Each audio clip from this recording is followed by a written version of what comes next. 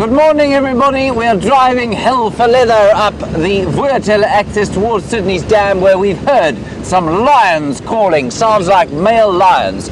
You're on a live safari here in the middle, well, the western section of the Kruger National Park. My name is James Henry. On camera today, we have Gendre Swollen Foot Gerding. Gendre stood on a nail 2 days ago, and his foot now is the size of his rather gargantuan calf muscles. Whether or not he will die during the course of the drive is not clear at this stage, but with any luck, he won't start rotting before we get home. Now, forget about him, he'll be all right. We're going to drive quite quickly. I think that these lions are probably heading in a northerly direction, which means that we won't have a chance to see them unless we get to them very quickly. So I'm going to drive quite fast towards the dam, which is only about half a mile north of where we are now. What was that? Map. Oh, right, you can see where we're going now, everybody. You can see a map of the northern part of the Sabi Sands. Sorry, Kirsten, I can't hear you. There's a great deal of yakking going on the Game Drive radio.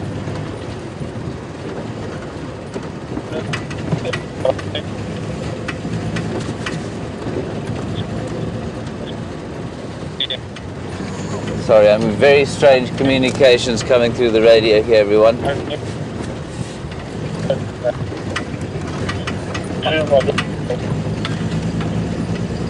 Okay, right, we're not far. We will sort these out as the day goes on. Right. Okay, that sounds better. So you're on a live safari, like I say. It'd be lovely to hear from you during the course of the morning. Hashtag Safari Live. Questions at wildearth.tv if you're on the email. Gendre, stop closing your eyes. Gendre, of course, is we're hardly wearing a jersey today.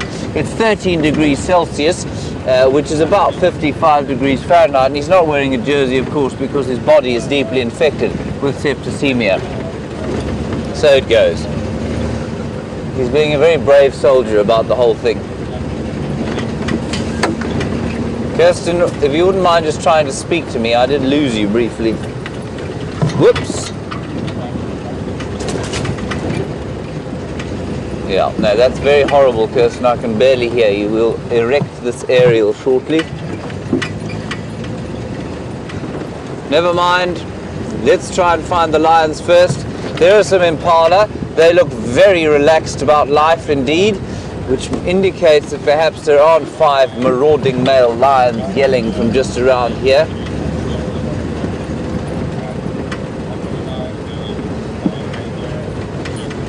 There's also a rather gorgeous sunset threatening to come, with sunrise threatening to come up from the east there. Right, now it's around here that I thought these lions were probably calling. So the first thing we'll do is check the water over here, and then we'll head in an easterly direction from there and see if we don't pick them up.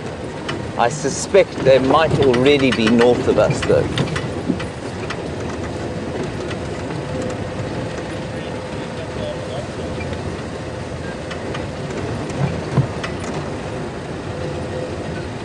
I don't see anything there. I do see some hippopotamuses.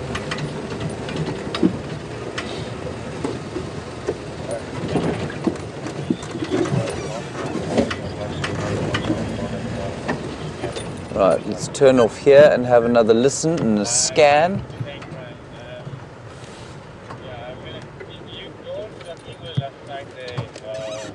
Right, this is Sydney's Dam, just over there, and we'll look on top of the dam wall. I mean, it was pretty much on top of the wall that I thought I heard their loud bass voices. There is a hippopotamus, obviously relieving himself in front of me. That is what hippopotamus do when they see me. In fact, all animals. I can hear hyenas calling. Isn't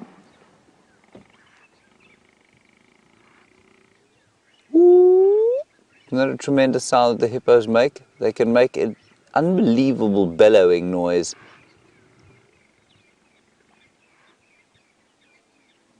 At the moment, they're just going.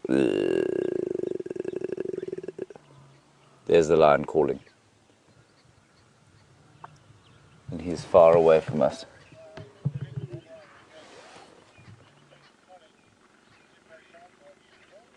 But that's further north of where I heard them before. You wouldn't have heard them. Let's just see if the others don't perhaps reply.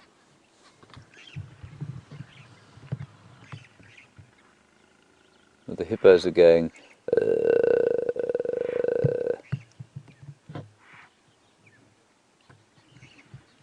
Okay, I'm going to turn around and drive in an easterly direction towards the rising sun. And just quickly give an update on the radio. Stations check Sydney's Dam, no sign of those lines. And just make sure that I haven't missed something on the radio during this slightly difficult time. Alright, Brent Leo Smith is out in the Mahindra, and he is taking a standard issue game drive from a different car. Let's go and get an idea of what he is going to do this morning.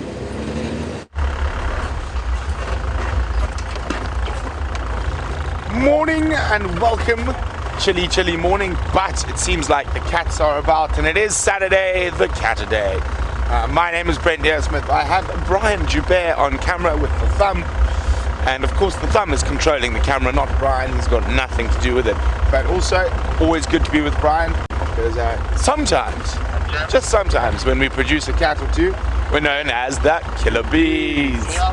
So, thanks to Chris Rogue for all the updates on the dam, on the dam cam, and actually had a look at that Tingana, I'm pretty sure it was, and we found his tracks coming into this block. We haven't found any coming out. So we're going to try to see if we can find him. I've also got Herbert with me today. So we will try definitely track this leopard. And I feel like I haven't seen Tingana in such a long time. I know Jamie had a wonderful sighting of him not too long ago, but I feel, I haven't seen him since I got back. I've tracked him a couple of times and he's just walked away, tail in the air. But we're hoping he's in here. The fact of from where his tracks were yesterday afternoon, and he went to the dam camp for a drink and came out again, means we think he might have a kill somewhere. So fingers crossed that we're going to be able to find it.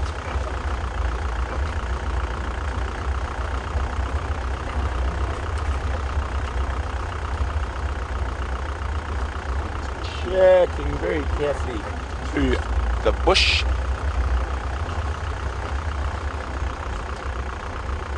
Remember, if you want to know anything about leopards or about anything else that's going on here on Nkuhuma, Arathusa and Cheetah Plains private game reserves, you are more than welcome to ask. And James and I will do our very best to respond to them, and you can use the email address questions@wildearth.tv, or you can use the hashtag #SafariLive on Twitter, and that should get your question through to us. We do get lots of questions. We do try to respond to as many as possible. So if your question doesn't get answered, don't get despondent. Hopefully it'll get through the next time.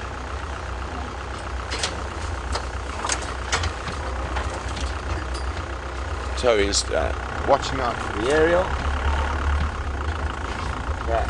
So if we take a line on the animal, big elephant path that Mr. Tingana walked onto, if he comes out, he should be coming out somewhere around here. I think the next one over.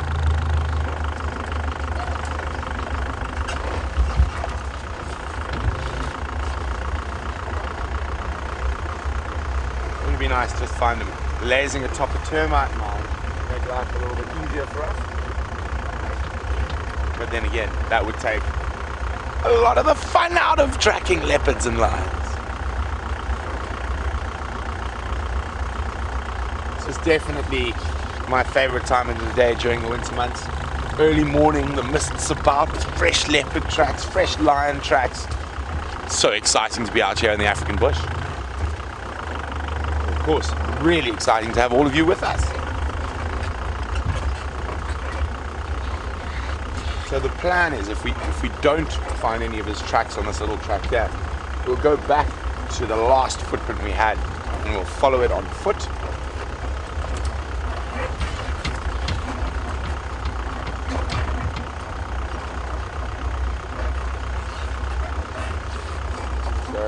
I'm guessing probably around from here now. We really need to use our eyes and check in the trees, check on the ground.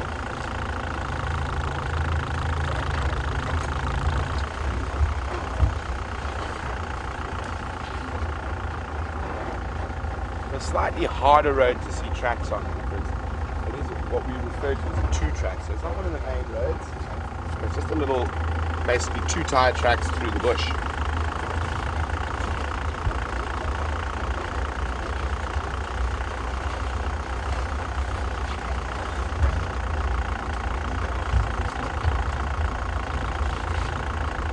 So we're going to keep checking, scouring the section of Nkuhuma Private Game Reserve. While we do that, I wonder what Commander Bond is up to.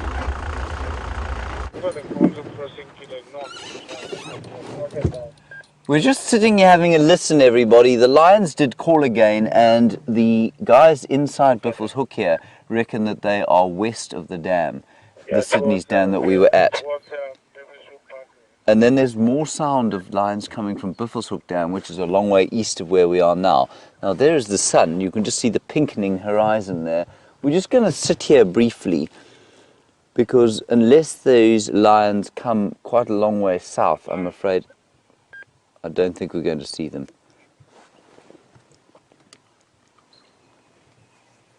Anyway, it's a glorious morning. The sounds have been amazing. We've heard the hippo grumbling and shouting at each other. We've heard impala rutting, and the birds are now starting to call, the francolins. And of course, there's nothing quite like the sound of a male lion calling in the dawn, which they're not doing right now. We've got some zebra alarming in there going, whoop, whoop, whoop, whoop, whoop. There's the lion calling.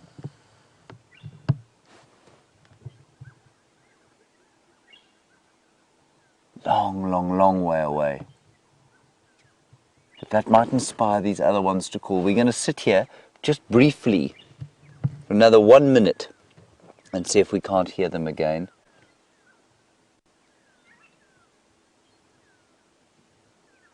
You won't be able to hear it. It's very faint. Just off to the north there. Long way north.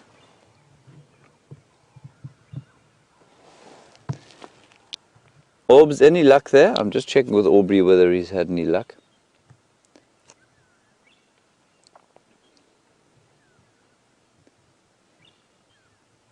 But I'm not hearing anything from him. I'm on Buffels Hook boundary, just west of, or just about at the junction with Aubrey's Road. Oh, there they're calling again.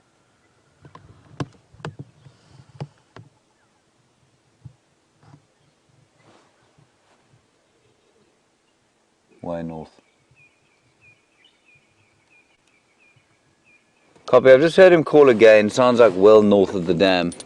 I'm just going to reverse back and just have one more look there, but then I'm going to carry on. Let's go back and have a look, guys.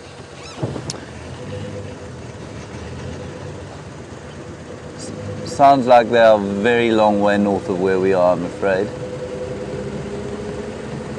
And given how chilled to the max those impala were when we came driving past here, I think you'll find that the lions are not going to be in a vicinity where we can see them.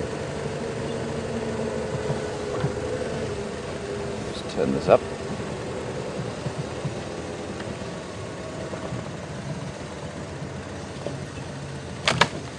Okay, I'll tell you what. No one else is checking Buffels Hook Dam. Let's go there and have a look there. Oh, there's gorgeous sun coming up now.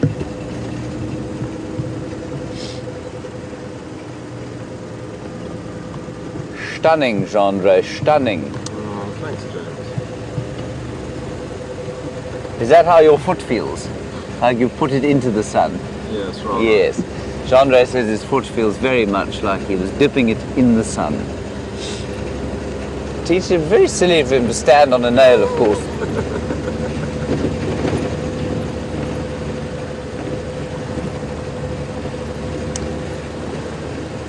Now, Rich, you want to know how long and how far a lion's roar can be heard in the winter time, and this is obviously because you realize that the call does travel definitely further during the winter time. Sorry.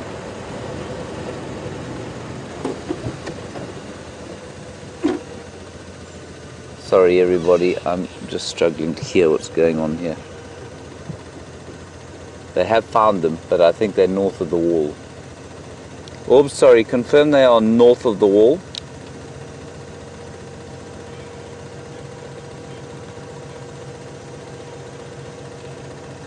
Okay, copy, so confirm I won't get visual.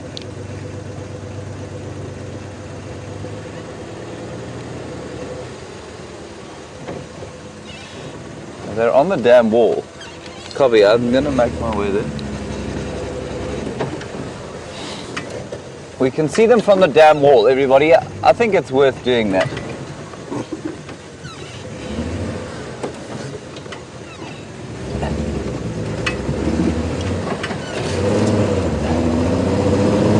Let's just quickly go back there and have a look, because it would be nice to see.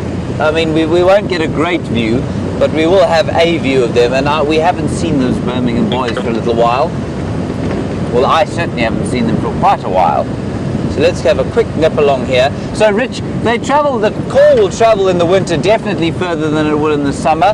It seems to be that the less moisture there is in the air, the further the sound will go. And I would say that in kilometers for the human ear, we'll be able to hear them probably from about 5 kilometers on a very clear, crisp winter's evening. And for their ear, at least 8 kilometers, I would say. So that's about 3.5 miles and 5 miles respectively. We'll just have a quick last look here, and then we're going to give up on this lark and go towards Biffleshoek Dam, where there may well be others.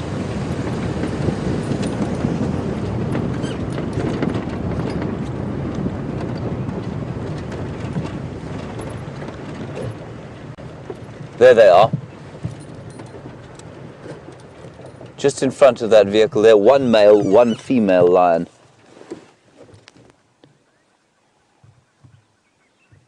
Two males. No, two females, one male. This is interesting. I wonder who these are. Now I know that the Nkuhumas were seen not far from here. And look how she's lying in front of him there. You see that? It's almost like he's been admonishing her for something. She looks like she's kind of afraid.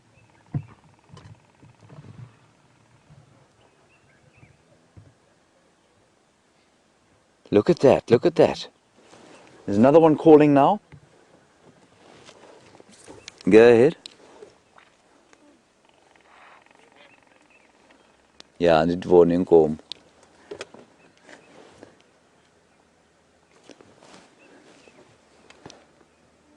Tile Sydney stem.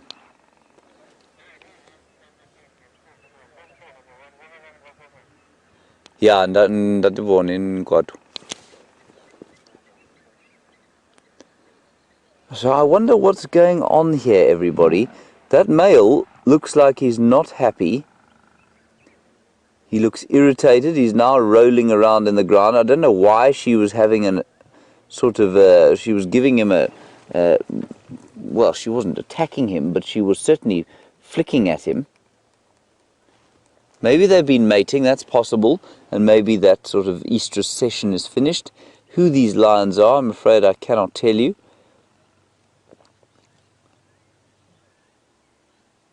But I heard another one then off to the east of where we are, west of where we are now.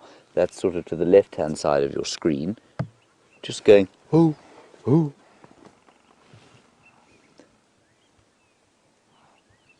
Isn't this a lovely misty winter morning with lions, hippos calling? Oh, it's just perfect. Now that's the hippos you can hear there.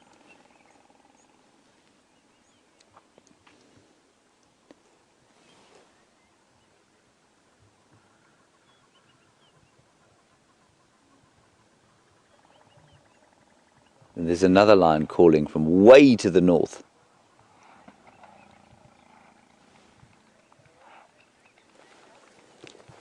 Linda, you say you hope he didn't kill any cubs. I hope he didn't either, but I mean, he's nowhere near Torchwood where those cubs are being kept.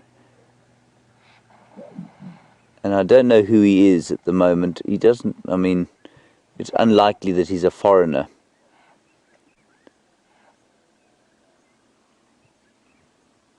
I wonder, I mean, it's very difficult to tell from here, everybody, but I wonder about our old pal Junior.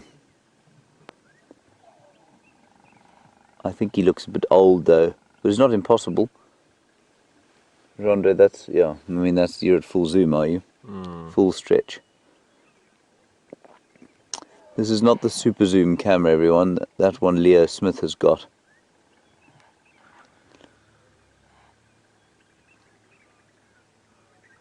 Anyway, very nice to start the morning with some lions, especially that we heard them, and then to see them is marvellous. Now, in case you're wondering why it is that we are not going towards them when there are two other vehicles clearly parked that much closer, the answer is simply that the various traversing regulations that there are in the area preclude us from driving on here. These two guys can. They've got traversing in the area. One of them is from Nkuhuma, which is the property that we operate on most of the time, and the other is from Buffelshoek, which is the property that they're on now. We're not allowed to go in there, and so that's why we can certainly sit here and film them, but we can't drive any closer. Let's sit here a little bit longer. I think it's going to be worth it, just to see what happens, because a few more lions might come down.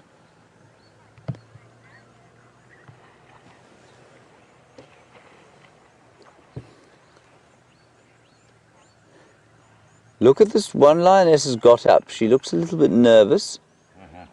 Kathy, you're in Tennessee and you're wondering about the chap sitting on the front, riding shotgun on the front of the vehicle there, and why he's there.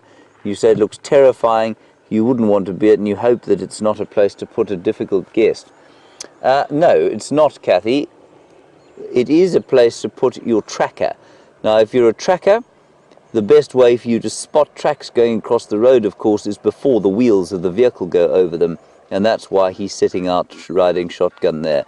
It's not dangerous. Where I used to work, we used to put the trackers into the vehicles when we went into a predator sighting. That was more for the benefit of the predator, though, because it didn't make them...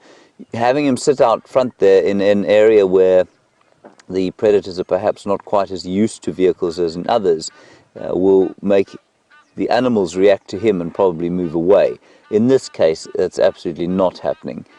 But he's in no danger sitting there.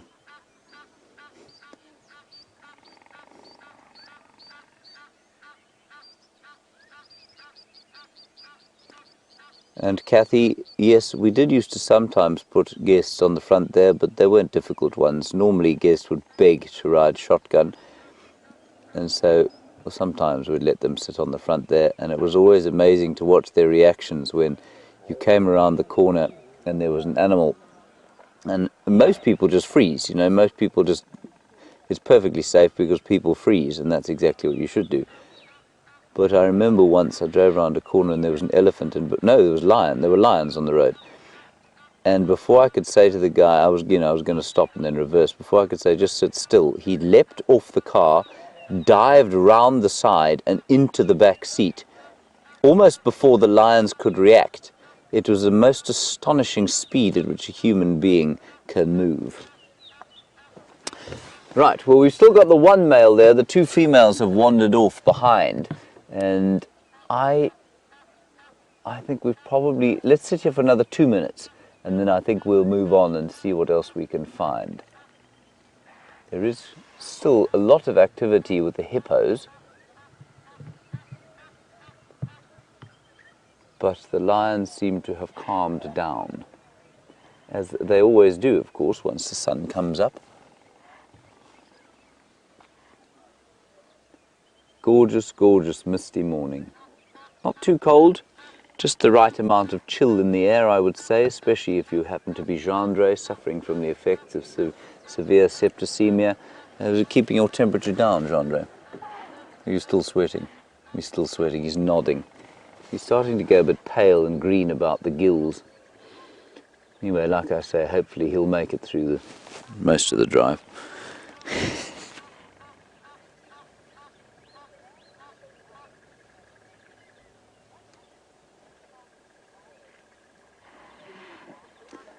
Hello, wonderful Twitter handle here from somebody in Las Vegas called Dog's Mum. Dog's Mum, you want to know if we cross the boundary, what happens? Well, someone will shout at me at the very least. Someone might then have me arrested at the worst. Now, I don't wish to spend the sort of weekend in a South African jail. I think that would be an unpleasant situation. Now, it's unlikely I'd be arrested. There certainly would be repercussions, though. People would get very upset. They get very, very protective of their land. As in most Western cultures, people are extremely protective over private property. And I suppose they could then sue the landowners, and the landowners could then sue me. I wouldn't get much, though. All right, Chandra, have you had enough of this lion? Do you think that from a filming point of view, this is an average sighting, don't you? He's nodding. Oh, there's another male coming in. Hang on. Sorry, Chandra, we're going to stick around there. Look, on the damn wall. Big male. He's on the damn wall and he's going towards the females, everyone. Do you want to try picular with that camera, Chandra? Shall we put the binoculars? Does that make your picture better? Can you see them better? Negative. Not. Oh, sorry about that. So Taxon, who's got a much better view there, says the females look quite young, and maybe that's why she was looking a bit irritated. I'm just going to quickly ask him which males he thinks they are, and then we're going to move on. Tax, which males do you think these are? Yeah, he says they're two Birmingham boys. Okay, copy, thanks.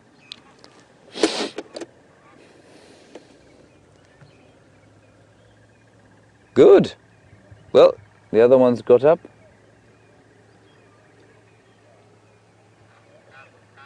I think that's a perfect start to the morning. Ideally, we would be following him, but still a lovely view seeing him walking in all his glory. And you get it, you know what? You get a really nice impression of his size walking past a very large Land Cruiser there. And you can see how big he is. Probably about 440 pounds worth of cat. That is many pounds of cat, of course. Good.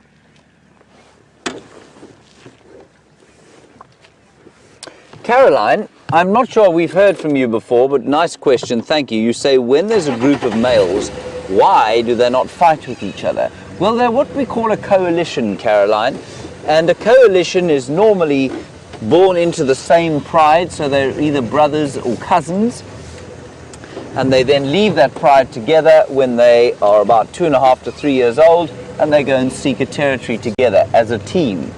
They will absolutely fight with other coalitions of males, but because they are a coalition, they know each other, they seldom fight. They will fight over food sometimes, Caroline, and sometimes they'll fight over ladies as well. But they generally are fairly tolerant of each other within the coalition. Outside of the coalition, they fight viciously. Lions don't like each other if they are unfamiliar with each other. And the same goes for the females. They do quite a lot of fighting as well. So let's go towards Sydney's Dam, at least to Buffelshoek Dam, which is the far northeastern corner of the reserve, and we'll see if we can't get a better idea. Now, we're going to show you a map here of exactly the route we're going to take. Basically, we were in the far northwestern corner, and that's the cut line that we're driving on now, and we're going to land at Buffelshoek Dam on the far northeastern section. So that's quite a nice view of where we're going. I think it's rather clever.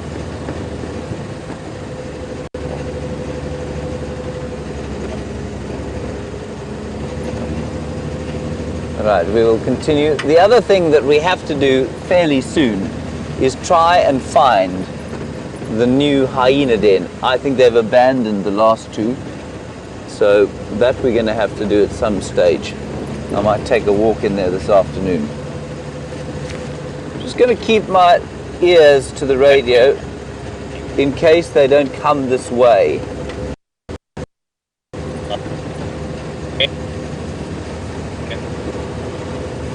I'm trying to decide if my hands are colder or warmer with these gloves on.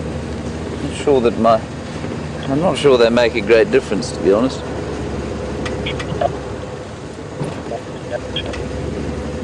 Alright, let's go across to Brent. I'm just listening to the radio. I think he may have some great updates for you, but let's find out.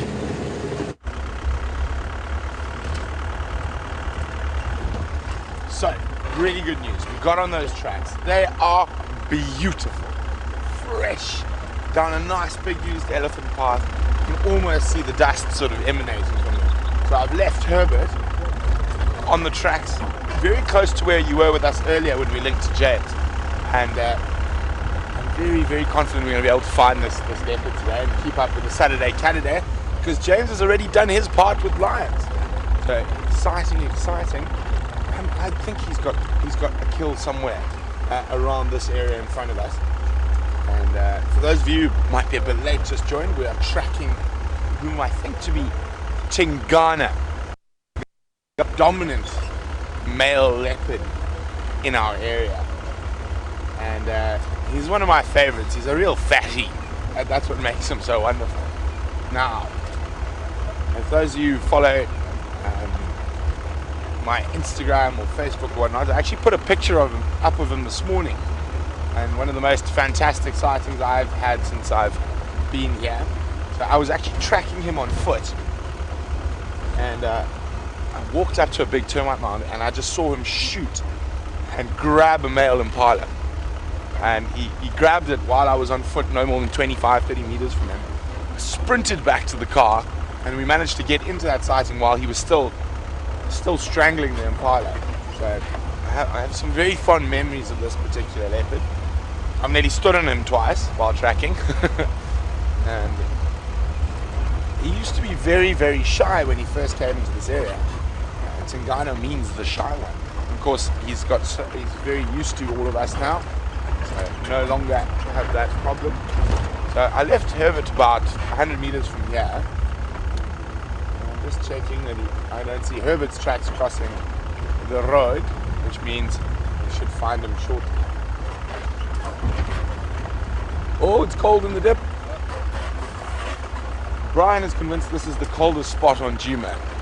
Philemon's dip. Or was it VM? No, it was you. It was VM. VM is convinced this is the coldest spot on Nkuhuma. I think when it's really cold, everywhere is the coldest spot on Nkuhuma. Brian and I definitely share a philosophy on cold. The more layers we can put on, the better. There's Herbert. Let's see what he's got, what news he's got for me.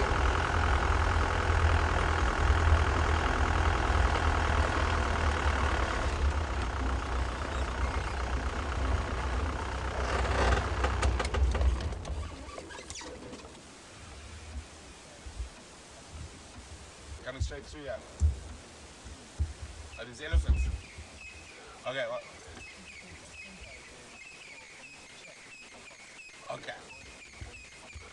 Okay, perfect. So, what's been happening now, and it was very apparent while we were tracking him, is that there's a big herd of elephants around in this block. And every time the elephants come close to him, he cuts a little bit further to the southwest.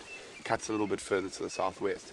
So, which is making us tracking a little bit more difficult, but we're still pretty confident that he's less than a kilometer from us.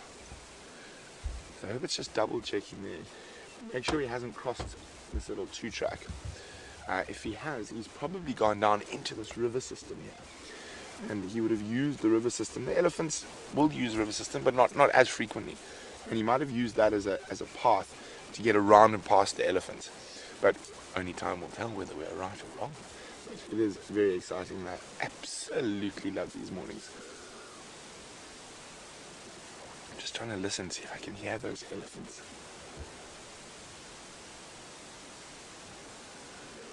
So, it looks like Brian, Herbert and myself have our Catterday work set for us, because James keeps one-upping us so far. So he's got something for the Catterday that I'm quite jealous of. Well, I think it's very unfair of Brent to himself to say that I keep one-upping him. I didn't find these chaps. This Aubrey found them, and they've been here for a while, you know. That's a Nyala, it looks like they've eaten. And that Nyala bull has been dead for some time. As Jean-Andre was saying, it smells a little bit like his foot. And so fairly disgusting, but what an incredible morning. 2 male lions with a female. There's the other Birmingham boy. So I think these are all the Birminghams we've seen in one day, which is very unusual.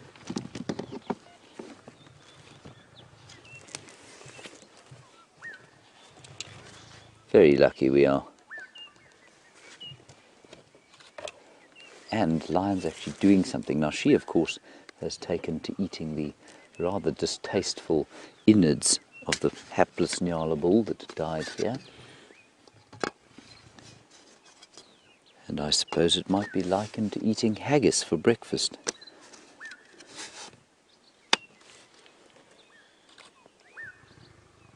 You can just maybe make out the sound of him growling.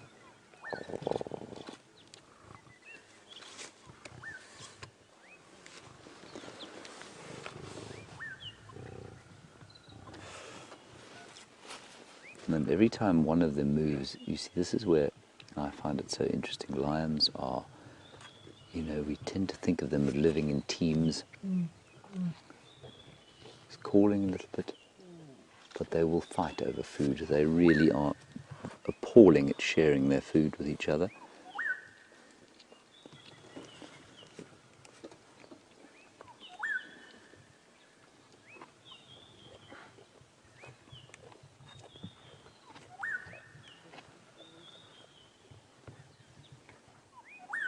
It's a delightful morning.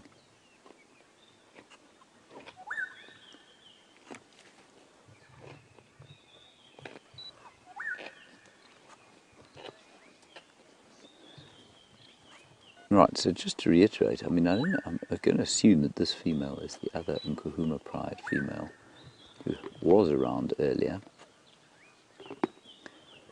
or has been around here, and because I know they saw 3 females yesterday. And I think what you'll find is that the other 2 we saw were perhaps members of the Nkuhuma pride as well, and that this is the 3rd. We know that there's one sitting on Torchwood with her little babies.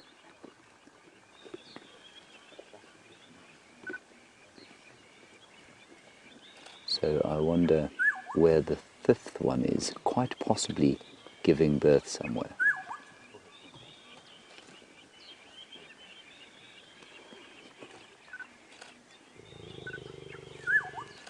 And you hear him growling. Sounds a little bit like this hippo. That's the male growling. And he's growling at his mate, or his friend, in theory, who's now coming round the right-hand side of the bush.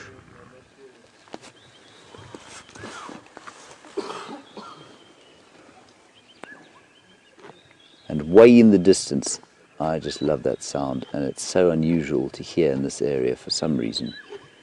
The gorgeous sound of baboons alarm calling.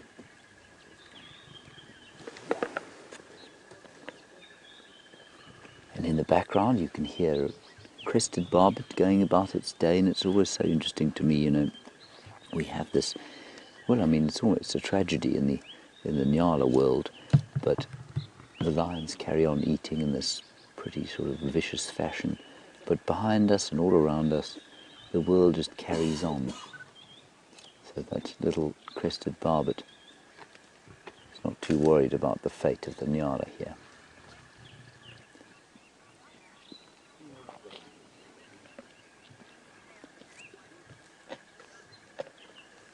Hello Donna, you're in Rhode Island, and please do remember everybody to tell us where you're from. It's so nice to hear where we're hearing from. We had Las Vegas today already, we've got Rhode Island now. And Donna, you say, is this unusual? No, it's not. It's exciting. It's not common, but it's not unusual. So I mean, these lions eat you know, probably every 3 or 4 days or so. And if they're eating, there's a good chance we'll find them. And well, I say that this nyala was killed probably early yesterday, and so, you know, I mean, no one drove up here yesterday, so that's why we didn't see them. But it's not unusual. But it is very special, and especially, you know, we operate on a relatively small piece of land, and this coalition of 4 male lions, the Birmingham boys, they operate on an enormous sort of section of the northern Sabi sands, and so we don't often have them all together, and we don't often have them on our little patch where we operate. So this, from that point of view, it really is very special. Right, one of them's given up. These chaps are filling out nicely now.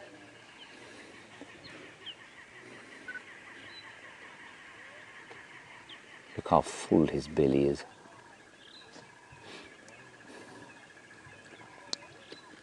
And Bear, you say this poor girl must be hungry to be eating that stomach.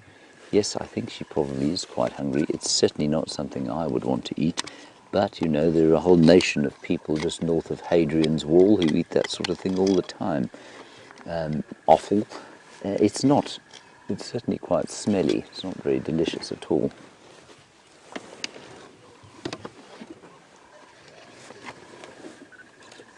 I wonder if we should follow that one or if we should stay here. I think let's stay here for a little while. I think that chap's headed off north, basically towards the boundary. The boundary is not far from where we are now, and he's gone up a game path.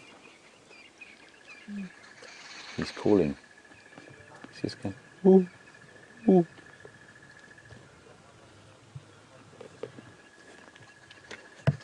I think he's calling one of them, sort of trying to entice his mates to go with him. But his friend is far too interested in eating the nyala, and the female, well, she's involved with the offal. And like I say, I think that nyala was probably killed yesterday morning sometime. And I can't remember seeing a nyala kill here before, you know.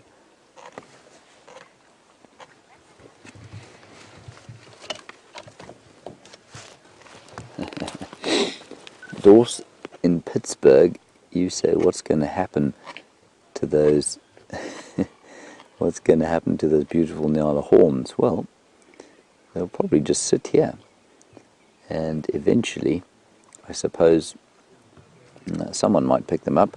Hyenas might drag them off. They won't be eaten though, but eventually, Dorse, the inevitable thing that will happen is that the keratin sheath, which is the sort of dark bit there, because there's bone inside, what you can see, will be eaten by keratophages, in other words, keratin-eating moths.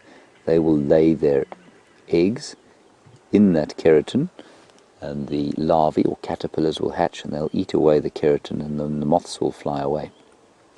Just looking at the one relatively fresh piece of meat there, maybe not yesterday morning. Maybe they were lucky and they killed it yesterday, sort of afternoonish. But it does smell pretty ripe.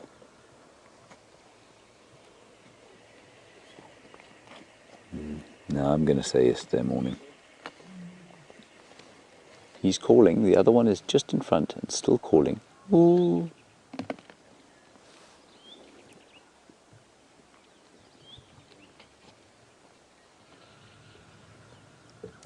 Fantastic sighting. Gee, we've been lucky this morning.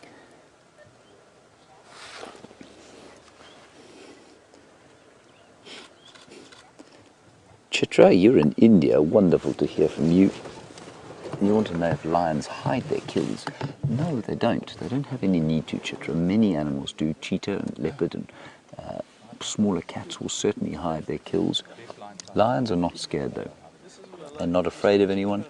They're not afraid that anyone's going to try and steal their kills from them, and so they don't have any need to hide from them or to hide them. A female would be more likely to hide. Here comes the other male. He's coming back. A female would be more likely to hide her kill because, of course, she will have it scavenged by a large group of hyenas or a male lion. Male lions are the biggest scavengers that you find out here.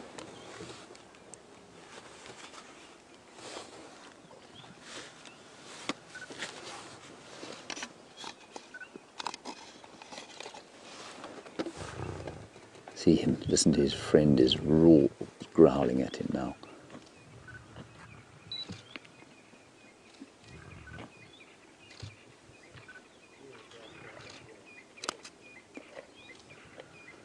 Not pleased. It's just a really beautiful picture, that, isn't it?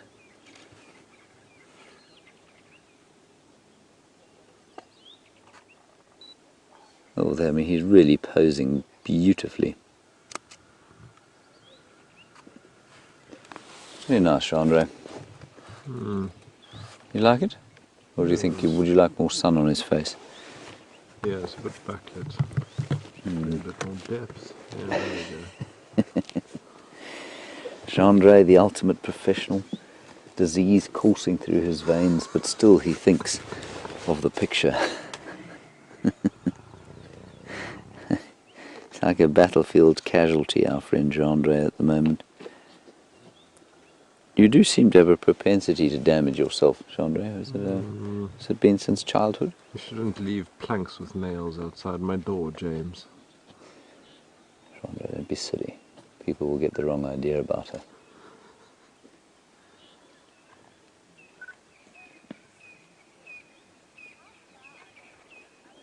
Jen, a very good question, which I probably should have explained to you earlier. You want to know how far away from the other lions they are.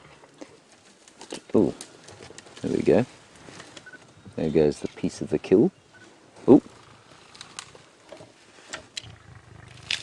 he's being very selfish, that other fellow.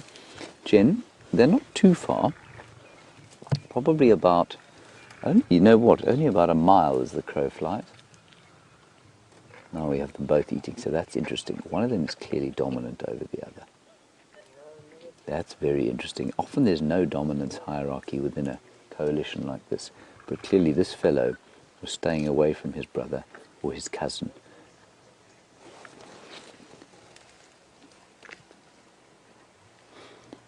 Now I'm trying to age, or just exactly identify which of the Birminghams these are. I'm assuming they're the Birminghams. You know, we've seen them so little.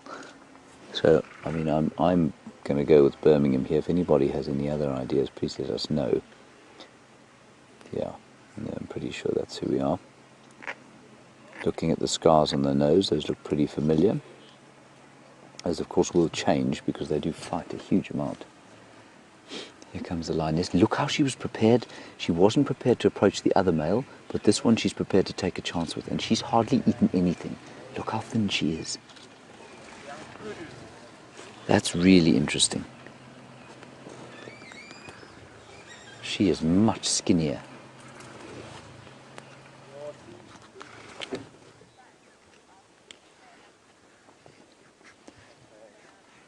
And Shamsun, you were wondering whether they would let her eat the meat. Well, I think you see largely in the initial stages of the kill, absolutely not.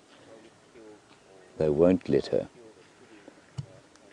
But clearly now that the kill has kind of been finished, they might. But this male certainly looked a lot more like he would let her compared with the other one. But the other one was not interested. He definitely wouldn't. He's still growling. He's still going. That's not Chandra's stomach.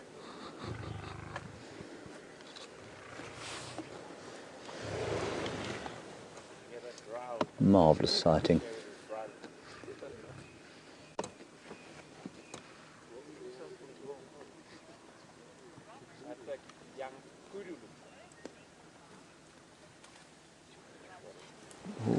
And Robin, you're obviously very sharp. You're looking at the top of her neck and saying, are those mating marks? Let me just apply my binoculars to that. Yep, you know, they could well be.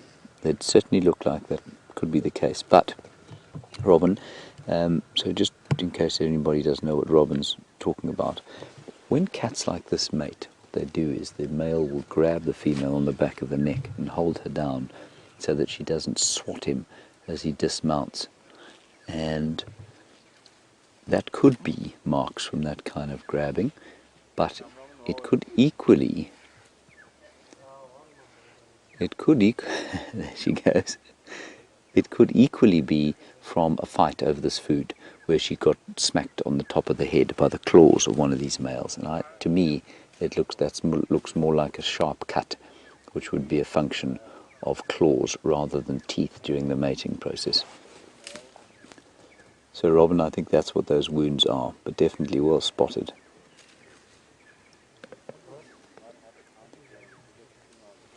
That's fantastic. Now she will try and sort of move away from them to have something to eat. Now, the ultimate scavenger out here, everyone, is the male lion. So she may well have killed this nyala on her own and had it thieved from her by these two males.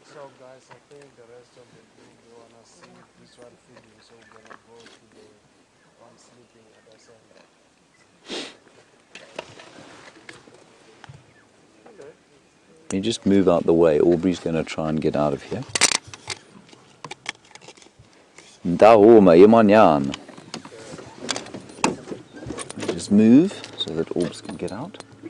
Right, while we're moving, let's go across to Brent, find out how his tracking expedition's going, and we'll see you back here shortly.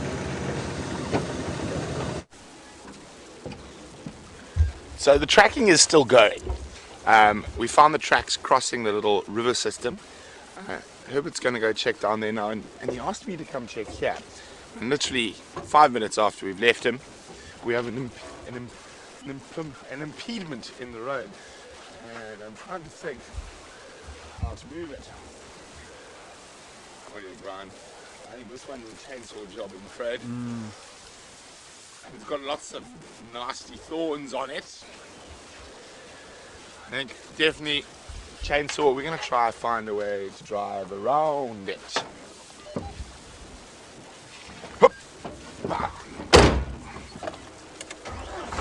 So we are hoping, and it seems from his tracks from yesterday that this male leopard is somewhere around here, and there's a strong possibility he might have some meat that hopefully he's put up a tree.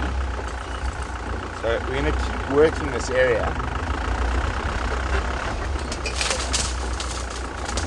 and hopefully we can emulate James and produce the second cat species of the day. And I hope everyone at home is having a wonderful weekend so far and enjoying not having to worry about work tomorrow morning, so you get to spend more time with us on safari.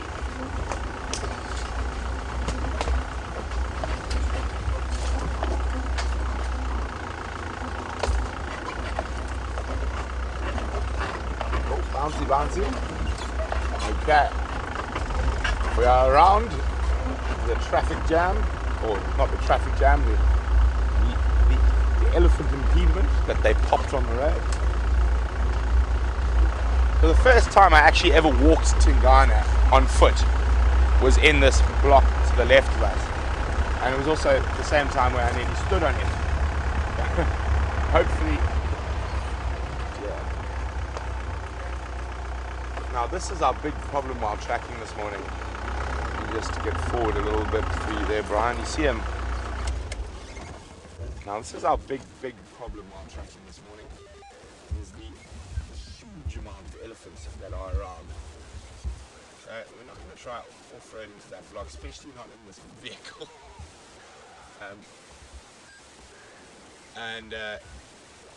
So we've already ducked and dived around 3 different groups of elephants while on foot this morning, and this is the 4th. It's too loud, dude. Okay, so apparently we've got some comms issues. So I have to stand up next to the top mic. But as I said, this is the biggest problem for us while we're tracking the leopard, is the amount of elephants that are around at the moment. We've ducked and dived and missed 3 different groups. This is the 4th. Hoping they don't affect the leopard's route too much, because the leopards are like us, tend to want to avoid elephants while walking through the bush. And you can hear there's a lot more out that way. Okay, well, let's carry on. Maybe we'll get some closer to the road.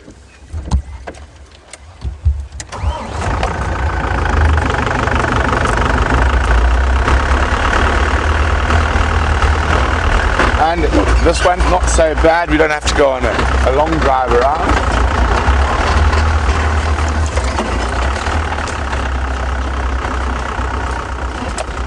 Bouncy bounce. And another one. In the dry season, the elephant's pushing down so many trees. It's a constant battle to keep the roads clear.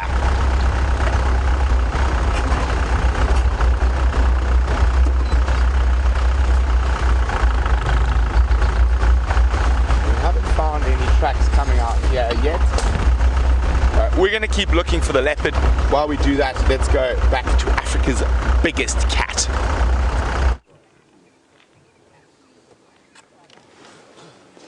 Well, not much has happened except that this male has just got up now. He's left the sort of last bits of head that there were.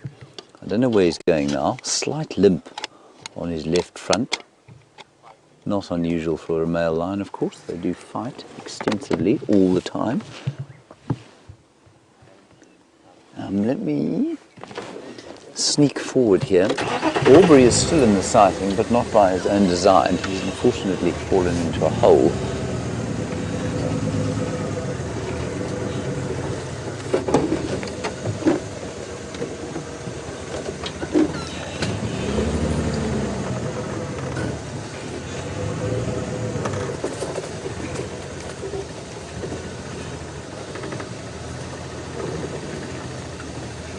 One advantage of these little cars, old and as decrepit as they may be, they are really good at sort of manoeuvring around the place.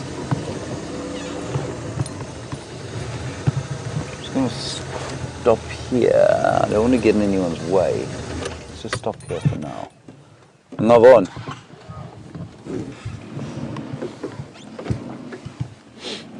Lovely yellow eyes. I just love the golden colour of his eyes.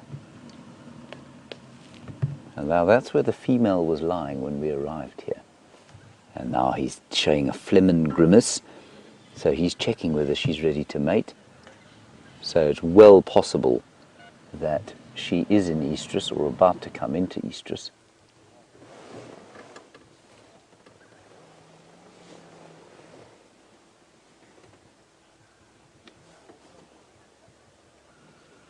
Now, I think his mane is maybe slightly darker than the other ones. It would indicate a greater level of testosterone. Look at that. I'll explain what he's doing now. So everybody, while you're sitting at home, what I would like you to do is to kind of pull your top lip up like he just did there. And I mean, obviously, if you're with other people, this might be quite an amusing process. But try and replicate what he's doing there, and while you do it, take a deep breath in. And that's what he's doing. And he's opening up a tract to what's called the vemeronasal organ, or organ of Jacobson.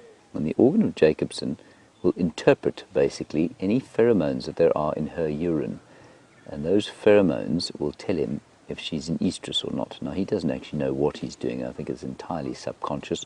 But if the pheromones in the urine indicate she's in estrus, he will obviously have a surge of testosterone, and his desire for her will become almost overwhelming, and mating will then ensue. If, however, there is no testosterone, or that she is not in estrus, here she comes. This guy's got a real look about him. His mane's got much bigger. It's got so long that it's starting to fall to the side on the top of his head. See his little limp? It's actually the right front. Look at that.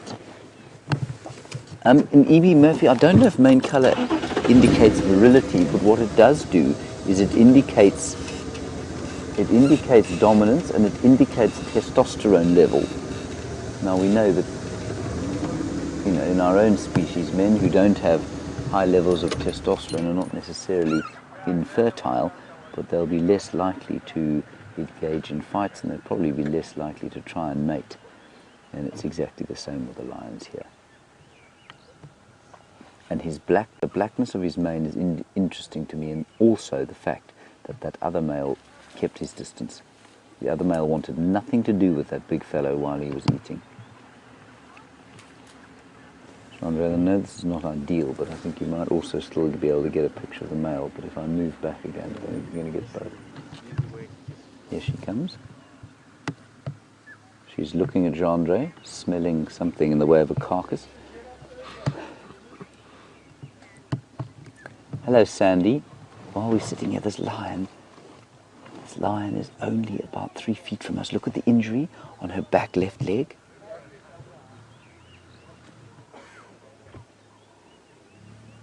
Now, Sandy, you want to know if these lions ever choke from bones? No, they don't. You know, lions, it was 1 foot from Chandra. That's fantastic. Here comes the male.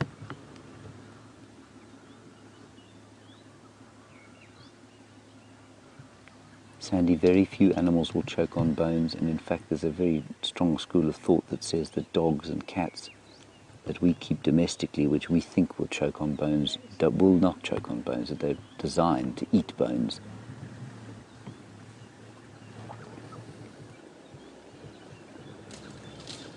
I thought he was going to come right past us. What a brilliant sighting.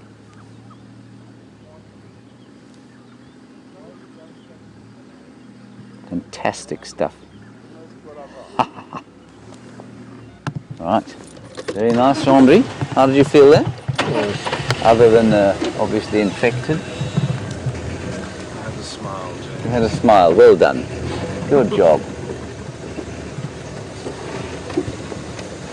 Right. While we're turning around, Brent, got some elephants. Let's go and have a look at them.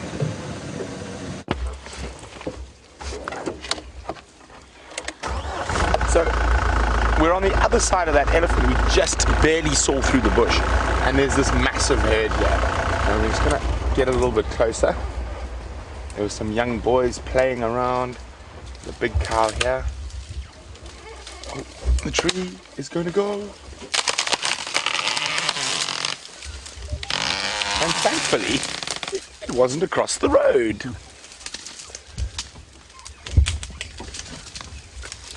Justin's wondering if elephants push down trees to entertain themselves.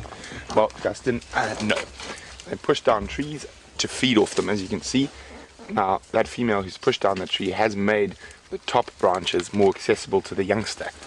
And they would not have been able to feed off those branches until she pushed down the tree.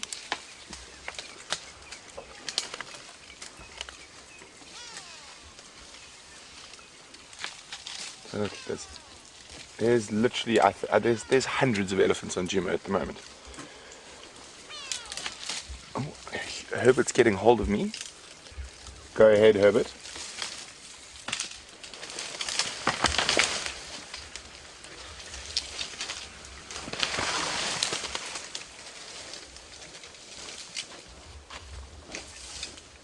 Okay, copy. I will come fetch you now.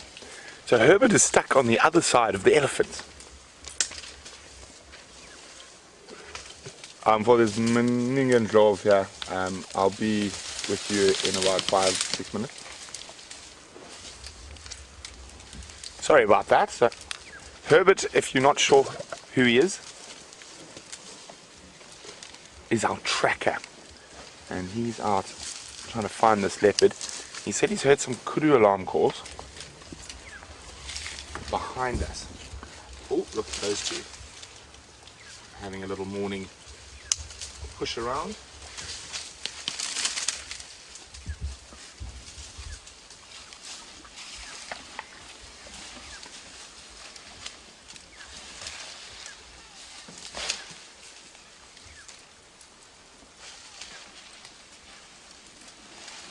What are you two boys up to?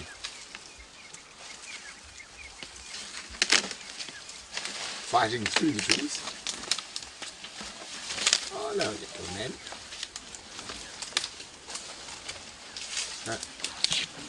Quite common to see young bulls pushing each other around frequently.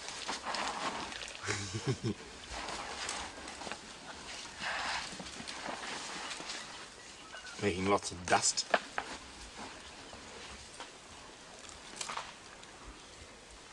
I'm going to move forward a little bit, right?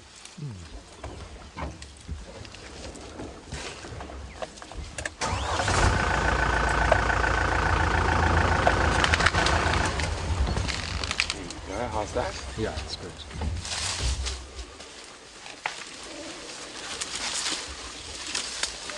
Hello, misters.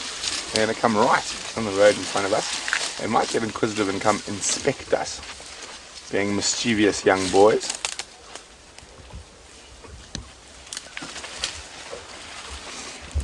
Yes, hello. Hello, yes, we're very big and strong and scary. Giving us a nice little sniff now. Hey, mister. Yes. They do look funny when they reverse. But he's reversing from the bigger young bull who he's playing with.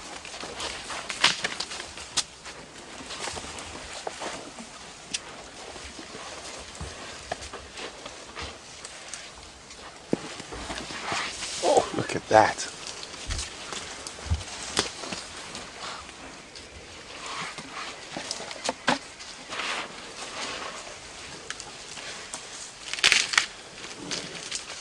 And when they get a little bit older than this, these playful behaviors become a bit of a problem, because they can get quite serious around the little cards. Now when they're probably about 5 or 6 years older than this, they push to the peripheries of the herds. Although at the moment we're seeing young bulls, everything interspersed. They're just masses of elephants. Brian, there's something going on, a bit of greeting just started happening there.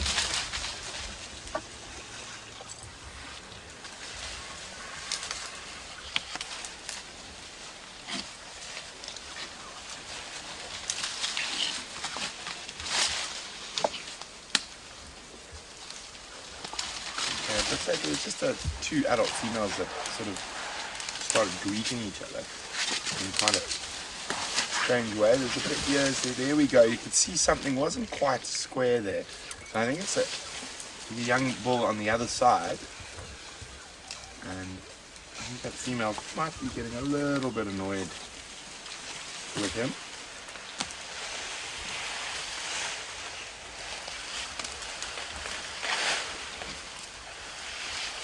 And off to the right, those other two were playing and found a third playmate. Now they've wrapped. Have you got? I'm not sure where you are. Sorry, guys. I don't have a monitor today, so I'm guessing where Brian's pointing the camera.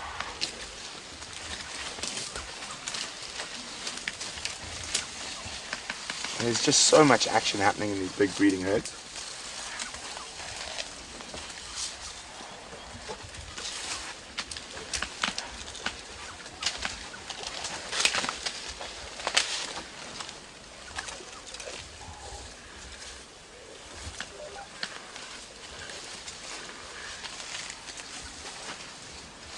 Okay, so while we go continue our search for this elusive leopard, we're going to go back to James, who's got a male lion on the move.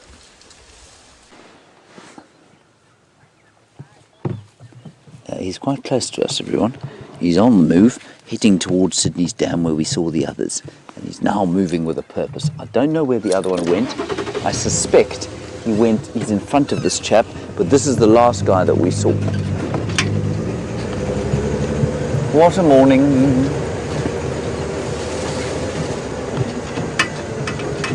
So we'll follow him. We're very close to the boundary, and we'll just see what he does. And I don't know where the other one is, or where the female went. Jean-Ray reckoned the female went south. I think he's absolutely correct. So it's not unusual that she wouldn't follow him.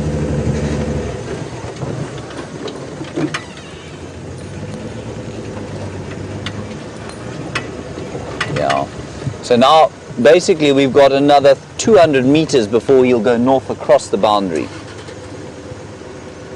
He's marking his territory. Watch him spray.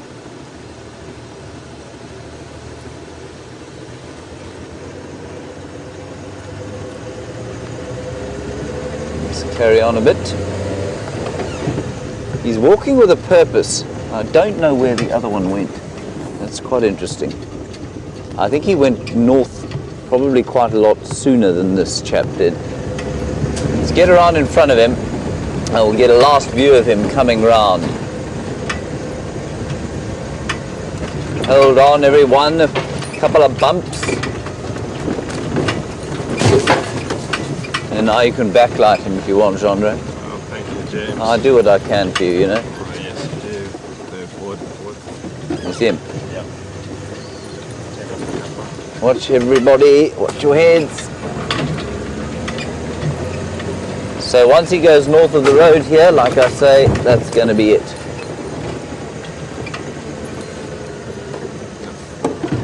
Yeah?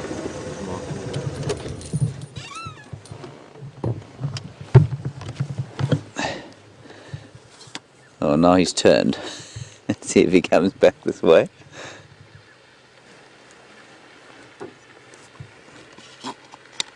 Oh. You just tell me when you want to move, Gendry. Just beautiful to watch them moving like that.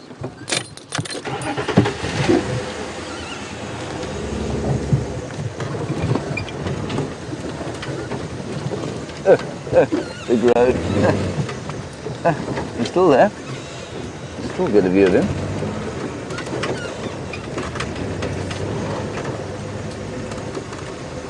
Now Andrew, of course, is allowed to go into Buffelshoek, so that's lucky for him.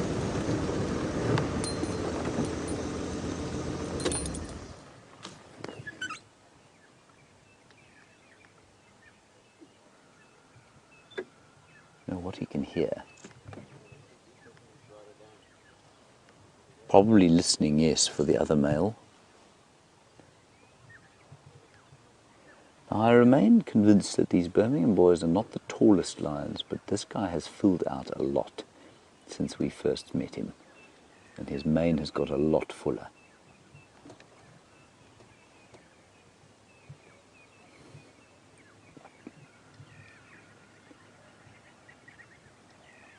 There's a herd of buffalo to the north of us as well. That's why he turned his head there. I heard them going, "Bah," belching. Oh, he's calling, listen.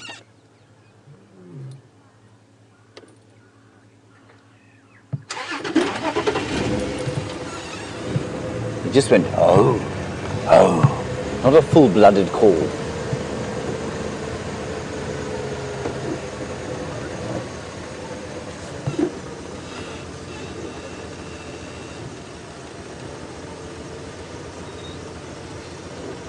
Thank you all for your screenshot. That's wonderful. It's always a joy to see them. Sorry, Gendry. Still want to get in the way of the other game drive. Alright, I'm going to try and get around him for one last view, everybody. And then I think he is going to turn north.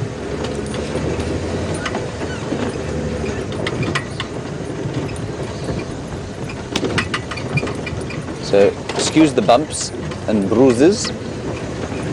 We're just going to see if we can get another nice view from the front of him.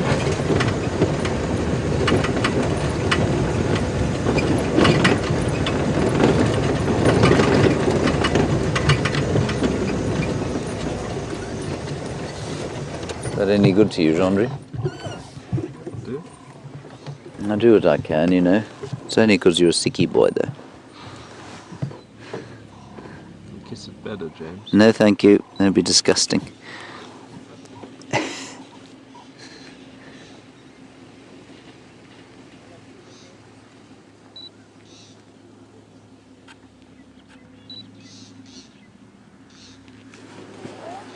Oh, he's a wonderful fellow. Did you hear that little ho?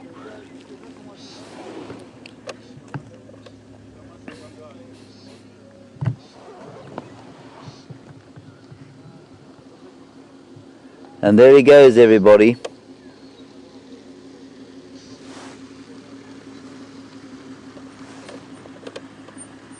So that's it. That was our lion sighting for the morning. Brilliant stuff. 2 lion sightings. I'm sure he's going to join up with the others, with those other 2 females, and see what they're up to with his brothers. And we will head possibly on to Buffelshoek Dam, and we'll see what we can find there. What a joy.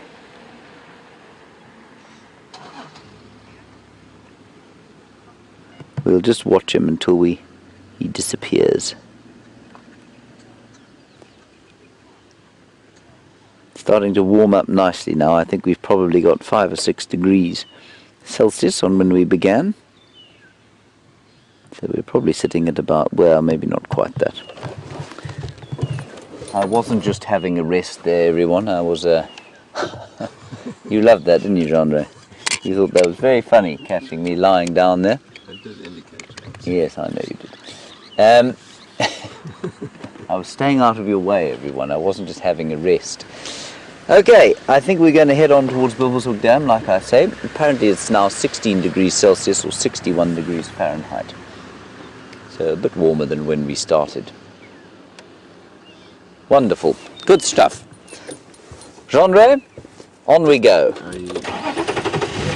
Let's hope that your rotting body continues to attract predators to us for the rest of the day. There's his foot, everyone. It doesn't smell entirely dissimilar to that kudu, at least that nyala. So we were told initially that they'd killed a kudu, but it was definitely a nyala. All right, Brent's got some more elephants. He's having a wonderful time with the elephants. Let's go and have a look.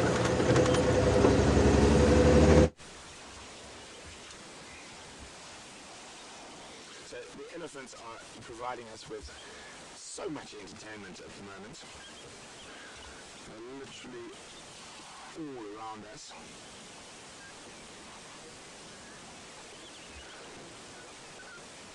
And the eddies are all around us. And it's probably a good 70 or 80 at least in this block. Oh, what's going on behind me? I'm just going to go back a little bit.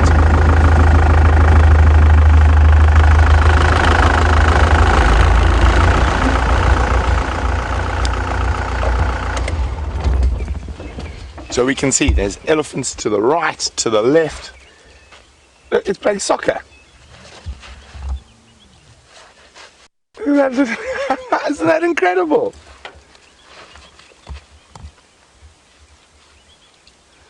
There's an elephant playing soccer. Now that is just purely playing.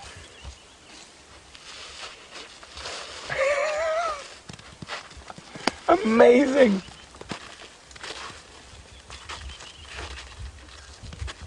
That is incredible.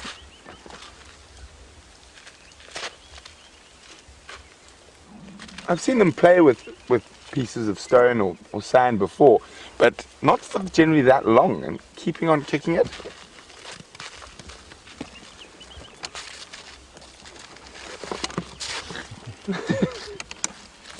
Well, our national soccer team needs a new striker. Oh, there was a handball with the trunk there.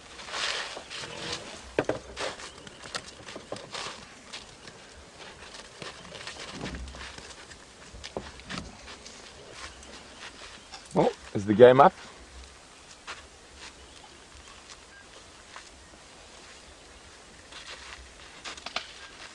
Now we're going to kick some wildebeest dung now.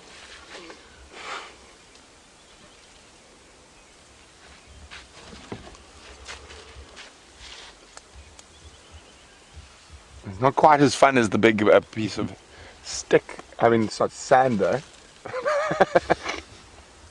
What are you doing, elephant?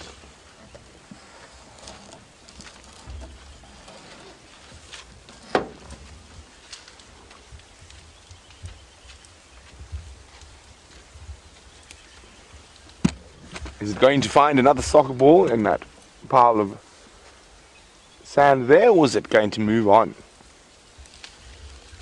No, time for a snack.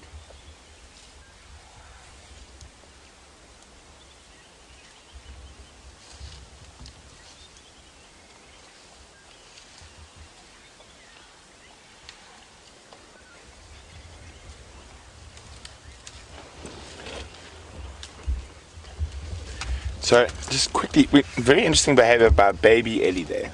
And all the Ellies have come into this dark soil that's been dug from the bottom of what was Treehouse Dam originally, so that clay soil there. And it looks to me like they found some minerals in that soil that's been dug out.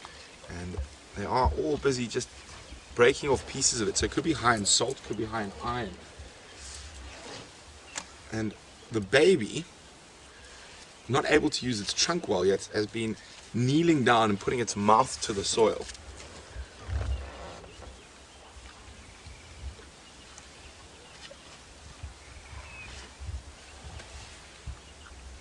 Actually picking up pieces of the clay and eating it. Generally that means this has got a high salt content. And Treehouse Dam is on a seep line, so a lot of those minerals and salts will collect and travel with the water down to a point where it hits the clay. So that's why this clay is probably very, very nutritious for the elephants, and why this area is so popular for elephants. Look, there's another little one going on his knees. He's trying to get the mouth right down to pick up.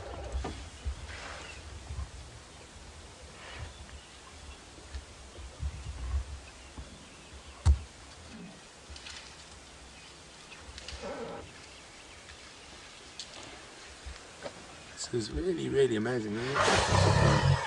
Oh. You too, madam. You too. Don't know what she said, but I agree with her. Almost was like, this is good.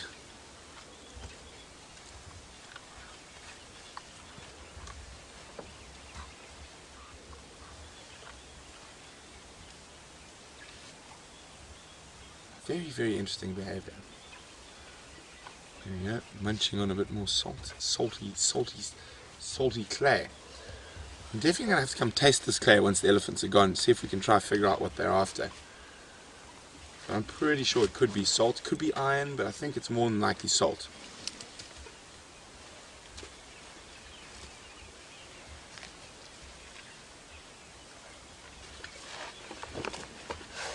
Oh, soccer player's back. Is it playing soccer again? Was coming to inspect us, so I'm going to be in the way. No, not playing soccer. Went past its ball. Spoils child's bored of it already. Sorry. Or will the next one be the soccer star? I think in India they play elephant soccer or elephant polo. No interest in the ball.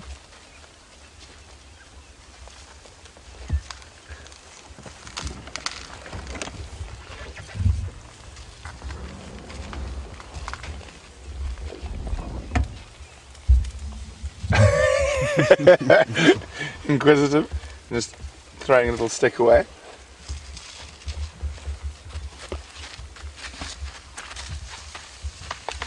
Yes. And young Ellies are so wonderful because they are so playful.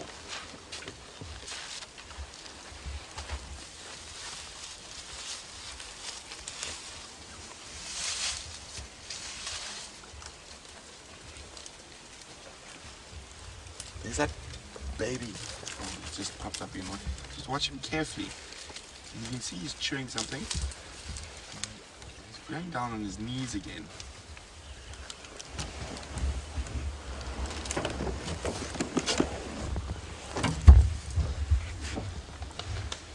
So unfortunately it seems like we're having a few audio issues this morning.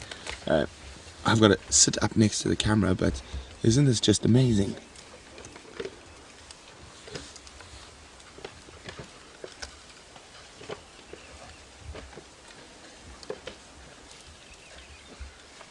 being stalked currently. You never know where to look, there's just so many ellies all over the place. So there's the next one stalking us. Oh, there's two stalking us. And you thought I didn't see you.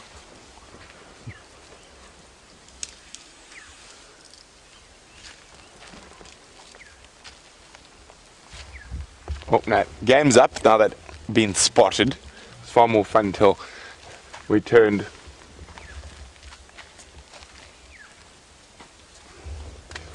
I'll move forward a slight bit.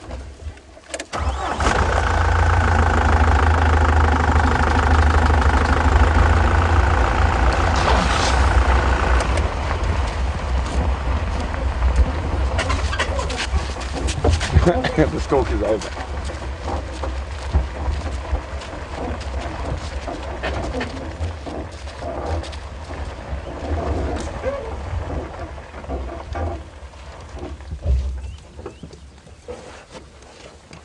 The stalk is over. There's the soccer ball sitting in the middle of the field. A very warm welcome to Justin. Justin's wondering how heavy is the average elephant. Average weight for females is probably about 3.5 tons, and for males probably 5 tons, but they can get as heavy in this area as 6.5 ton. The heaviest ever recorded elephant was from southern Angola, and that was 9 tons.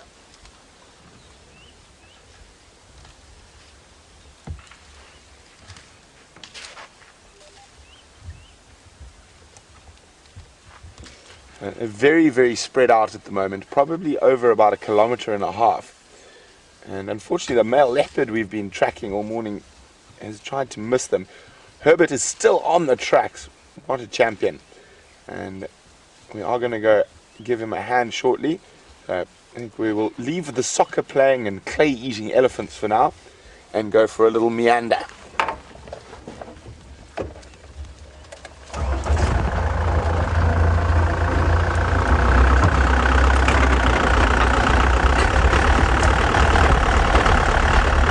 While we continue our search for the male leopard, if we have no luck, definitely going to come back to these elephants, and let's go see what Commander Bond is up to.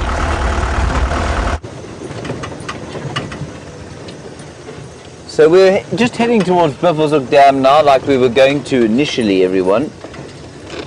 I'm just listening to the radio again.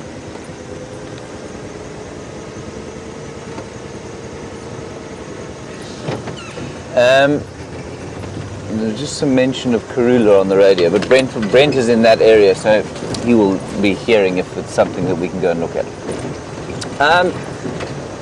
And there were reports of lions calling around here earlier this morning, so let's just keep an eye out here. We might be lucky. We're not far from where that female had her little baby cubs, which we desperately want to see, of course, because there's nothing in the world cuter than a baby lion cub. They're not very cute when they're large, of course. Like that. You certainly wouldn't describe that blood-bespattered, roaring Birmingham boy as cute. Well, I wouldn't.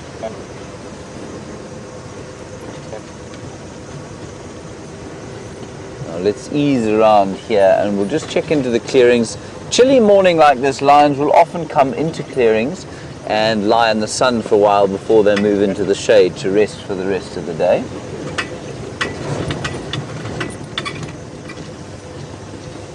And maybe there'll be something actually at the water.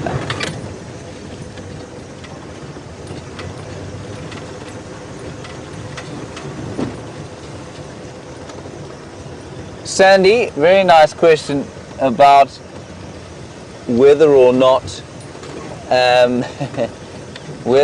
a lion will kill for fun when he's full like that. No, he won't kill for fun, Sandy, but if the opportunity arrives to kill something to eat, he will often kill something to eat, and maybe not eat it.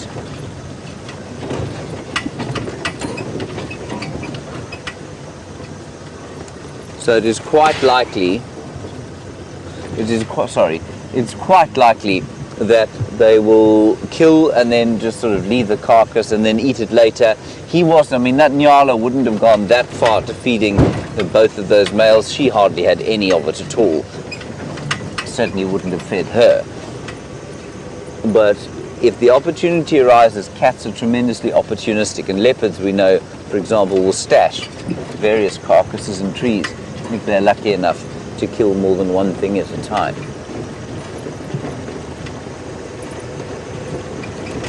We're nearly at the water, the great lake that is Beefles Hook Dam. Some nice hippo there yesterday.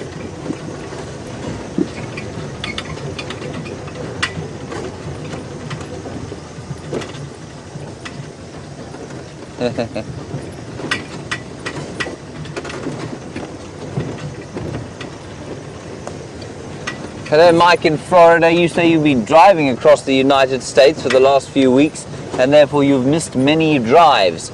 And your bird list currently sitting at 237 is extremely impressive. But you want to know, I guess, have there been sort of additions maybe that you may have missed? I don't think so. I mean, of your 237 birds, I can't think of anything particularly unusual that we've seen. And that, of course, is, well, I mean, you've got 237. It's unlikely to get much bigger than that, especially in a dry year.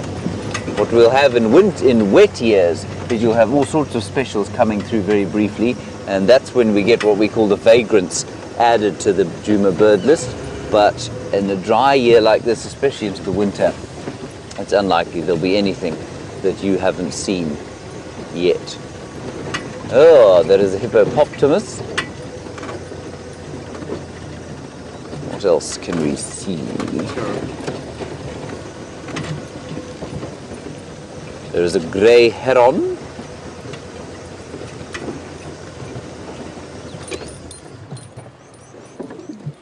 There we go. Hello, Maya. You're just 4 years old and you live in Australia. It's very nice to have you with us, and thank you for asking us a question. You want to know about crocodiles and where they are. Well, crocodiles, Maya, can be anywhere. And although we can't see any here now, it's not impossible that there's a crocodile lurking under the surface of the water here. So we never know where they are. It's more likely that they'll be in a river rather than a piece of water like this, which is called a dam. It's much more likely they'll be in a river that's flowing with water, but a crocodile could be in here, you know. And so in Africa, we never go into the water unless we have made it ourselves and unless there's a fence around it, because there could be a crocodile anywhere here. And I'm sure the same goes for you in northern Australia. I don't think that you'd go wandering into the water there unless you were very, very, very sure that there weren't any crocodiles. And remember, crocodiles can move between areas of water. So some days there'll be no crocodiles here, and then one day you'll pitch up here and you'll think about sticking your toes into the water, and a crocodile will rise up and sink down again into the water. And so we don't ever swim in the water here, because we just don't ever know if there's going to be a crocodile or not. Let's have a little bit of a listen, everyone. See what we can hear. Wonderful sounds of baboons alarm calling this morning, or not alarm calling, just shouting at each other.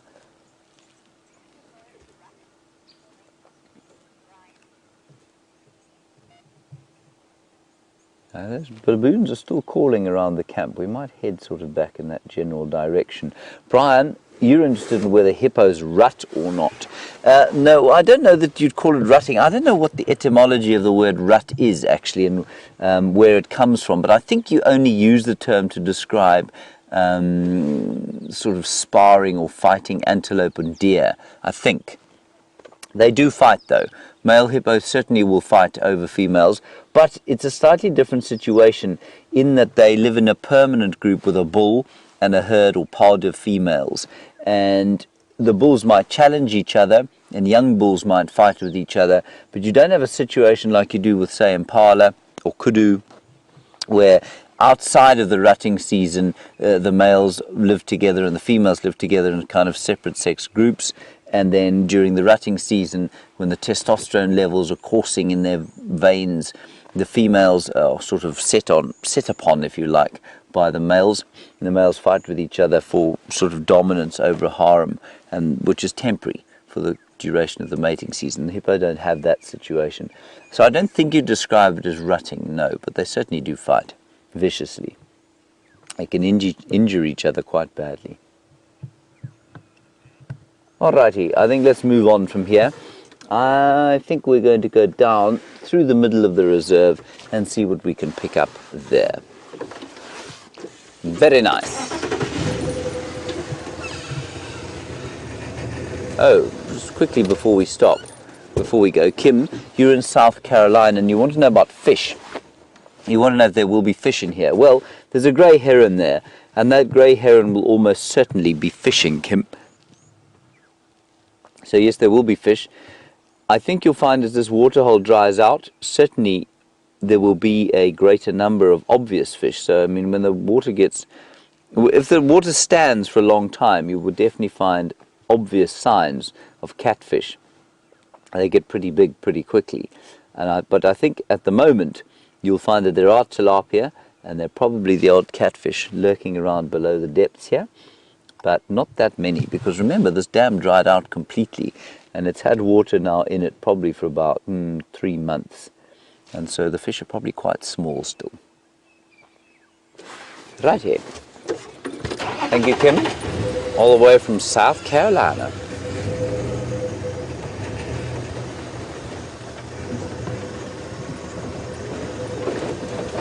So the plan now is going to be to head sort of towards the south of the reserve. I don't know how many of you were watching last night, but Karula and two babies, still both alive and well, crossed south down into Little Gowrie, which is the reserve to the south of us. And with any luck, she might bring them back. I suspect, though, quite strongly, that she's killed inside Little Gowrie and that she'd stashed the cubs on Nkuhuma, and she's going to look for them. Now, Brent has found some tracks of the leopard that he has been seeking all morning.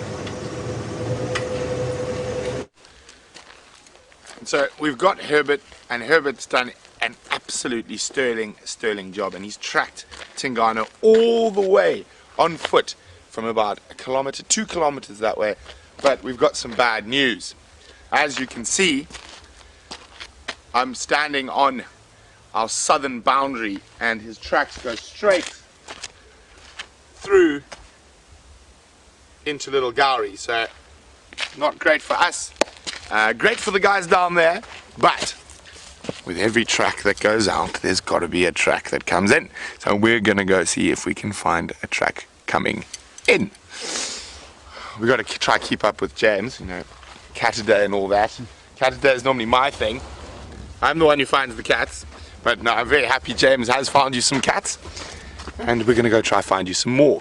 If we get no other luck, I'm definitely going to go do one of my favorite things, and that's park in the middle of a breeding herd of elephants and just see what happens.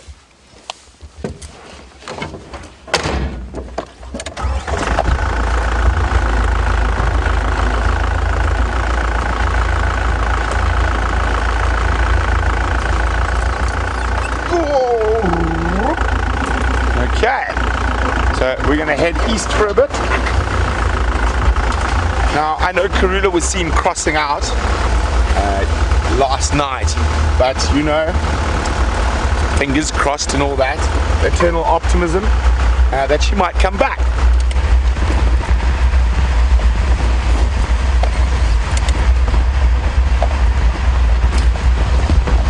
Okay, so really, really important to check nicely, and it's so wonderful having Herbert with me as an extra set of eyes on the back. Make sure while I'm talking to you we don't miss any tracks. I don't know, I've got a feeling. Brian, what do you think? Did Karula come back? Hopefully. We are very hopeful people here. We are. Nevertheless, I got to see first for me, and that was the soccer elephant.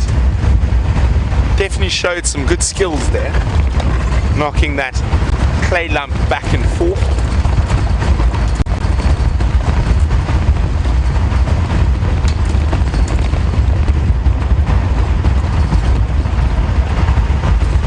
So Jamal has asked about how much distance elephant might cover in a year.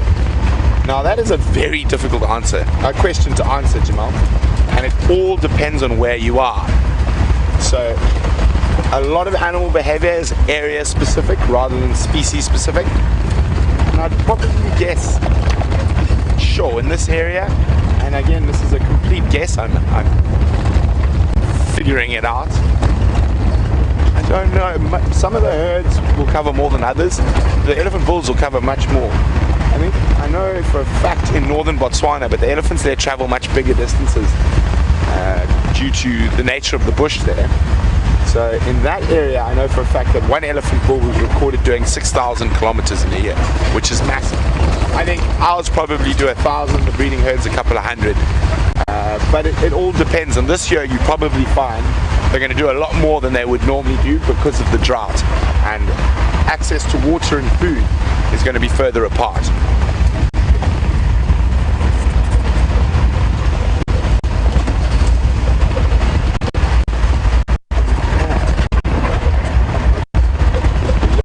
No tracks just yet. Now this is the area we've been seeing Karula crossing back and forth quite regularly in the last little while.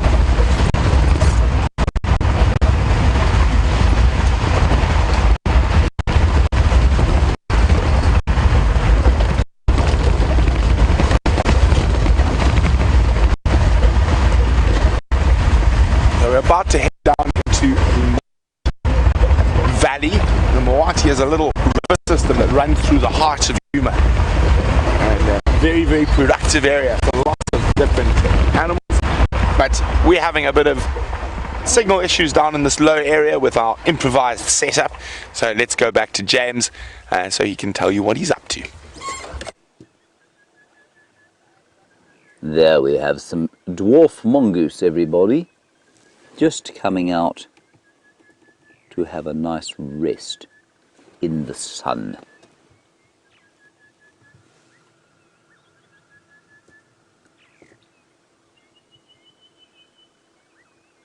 Very nice. They kind of ran back in there as we arrived, but now they've got used to our presence, and it's amazing how quickly they become confiding. Look at them all coming out of their little block of flats, thinking about going off to have breakfast. Very civilized hours they keep, do the dwarf mongoose. And in the background you can hear the lovely, lovely call of the orange-breasted bush shrike.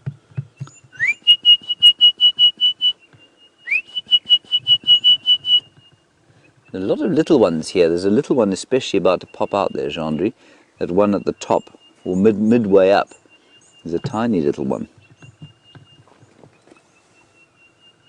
And they'll be very careful about where they move.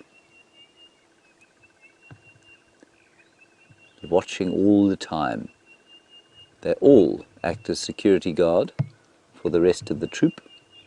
So they'll be looking around for birds of prey, for snakes, for larger sort of carnivores. And then they'll make loud alarm calling noises.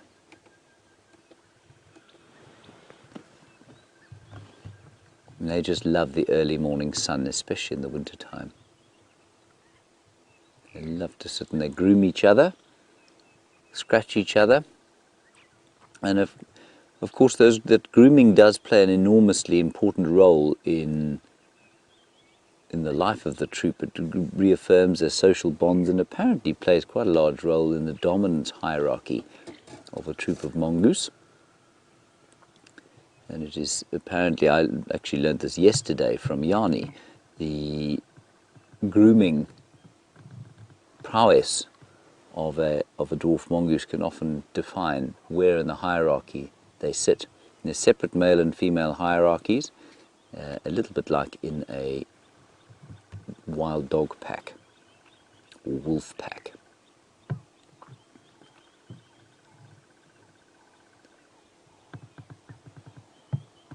Right, well, we're going to ease along the road here.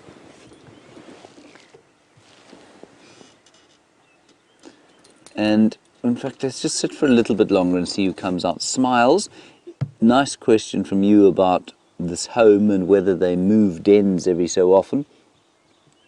Smiles, you'll find that they'll have probably one or two main dens that they use within that little territory, but that there are a number of temporary refuges that they can use at any one time. So at any stage in their foraging range, if one of them makes an alarm call, they'll kind of disappear into the nearest refuge. Now that might be a log, most likely a termite mound, but there'll be some known refuges all the way through the foraging range that they utilize. But there'll be 2 or 3. Those lions are calling, everyone. I can hear them yelling far off to the northwest. And it's interesting, it's as I said that, those 2 little chaps looked up. I mean, they can't possibly think that they're in danger from those lions. I mean, they're so far away.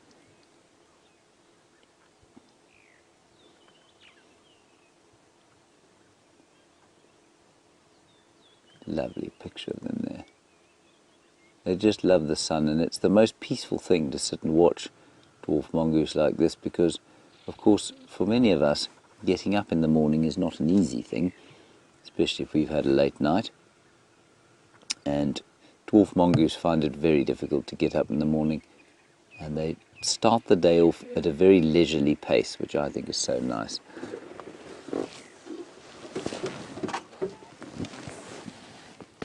Oops.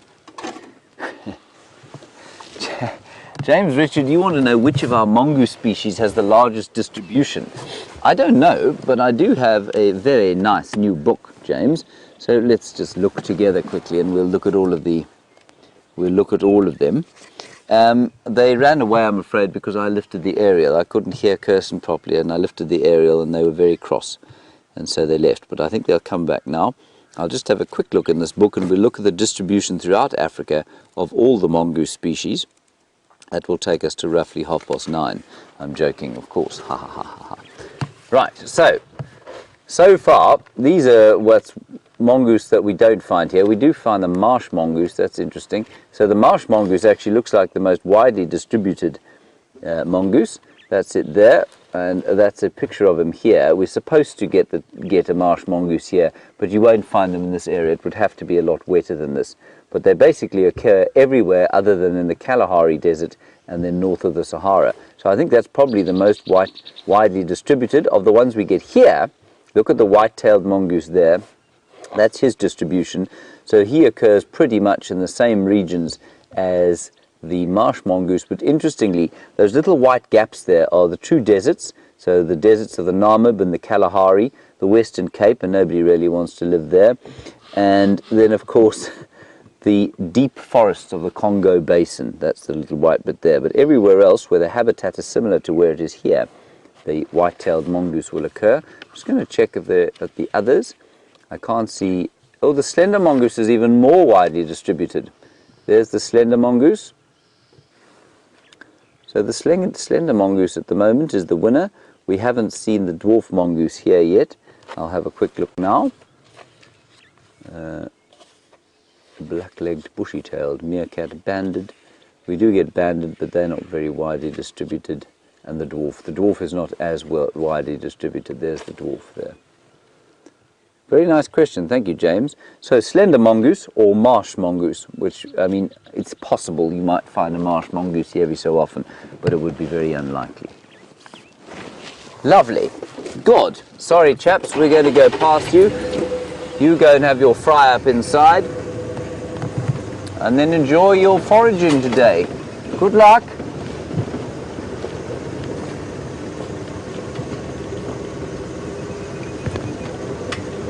I just love the call of the orange-breasted bushshrike. It's so soothing. Amanda, you want to know if there are any animals that are very rare to be spotted out here? Yes, there are, absolutely. The pangolin would be the most obvious example. Brent has seen one. That was the first one in 9 years of operating here at Safari Live. Brent saw one about 2.5 weeks ago, 2 or 3 weeks ago. And so that would be a tremendously rare one to see. Aardvark would also be tremendously rare to see. What have you got, John? We just lost the beds. There are, looks like a conflagration of white crested helmet shrikes here. Can you see one? Yes. They're now flying off. In fact, there's a whole lot there's a real bird party going on here. White crested helmet shrikes. There are southern black tits going bzz, bzz, bzz, bzz, bzz. Drongos going beep, beep. There's one there. Beep, beep. You like my new drongo call, Andre? I've been working on it. Beep, beep. Beep, beep. No, Not. it sounds like a chicken. Does not sound like a chicken, Andre. It's because your ear has become infected by your foot. And then in the background, the white-browed scrub robin.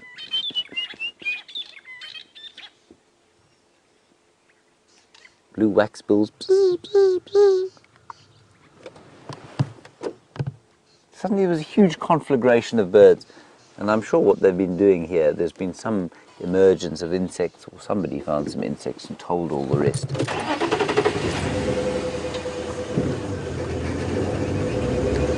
So another rare rare animal or rare mammal would be an aardvark, which is a sort of long-nosed anteater or ant bear, they're also known as.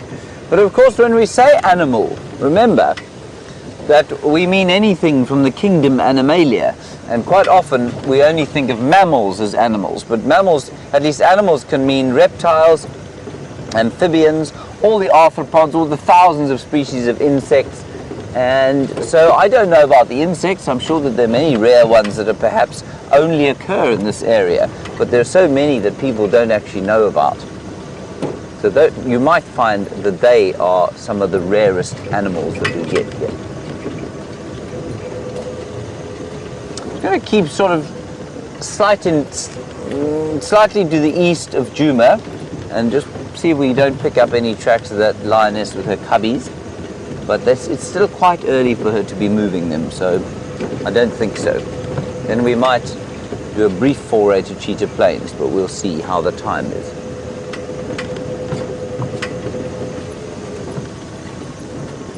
I am hoping that Brent will find tracks of Karula.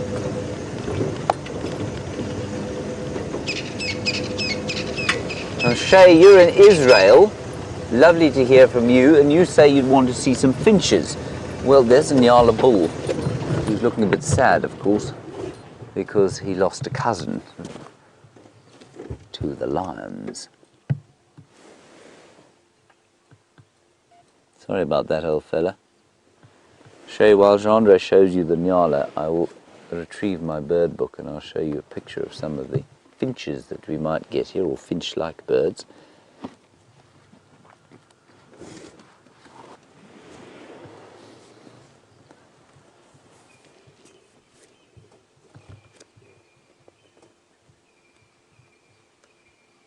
He's gone, hasn't he? Very unconfiding of him.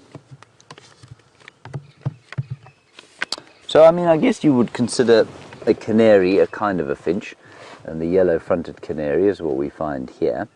But this whole section of the bird book is dedicated to finch-like birds. And so these things are called widow finches, and we get 3 species of widow finch or indigo bird. And they're very lovely. I won't go through all of them now. And then, well, the widers are a bit like finches, I suppose. The manakins are definitely finches. 3 species of manakin. Be very lucky to see them all here. And then the more sort of, I guess you could say, classic finches would be the cutthroat finch, which might occur here. I've never seen it here. And then you could also get some of these waxbills. So lots of them. They're always so beautifully coloured. And we do get orange-breasted waxbill. We get, no, we don't get black-cheeked. We get the blue waxbill very commonly, the common waxbill sometimes, and then everyone wants to see the violet-eared waxbill. And those are the finches. 1 or 2 different other kinds, but those are the main ones that we might find here. Replace that in its little hutch. And on we go.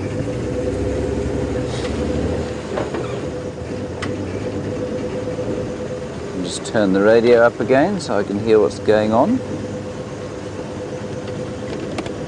in case there's anything of importance, like Karula being spotted or Shadow being spotted. It'd be very nice to see her too.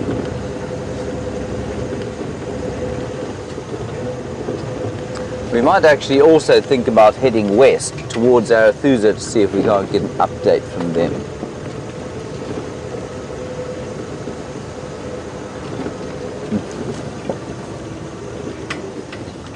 I've often wondered this myself, you know. E.B. Murphy, you say, when a leopardess stashes her cubs, what do they do? And, I mean, you know that if you've got a puppy or you've got a kitten, they get bored, don't they? So I think the older they get, the more they play.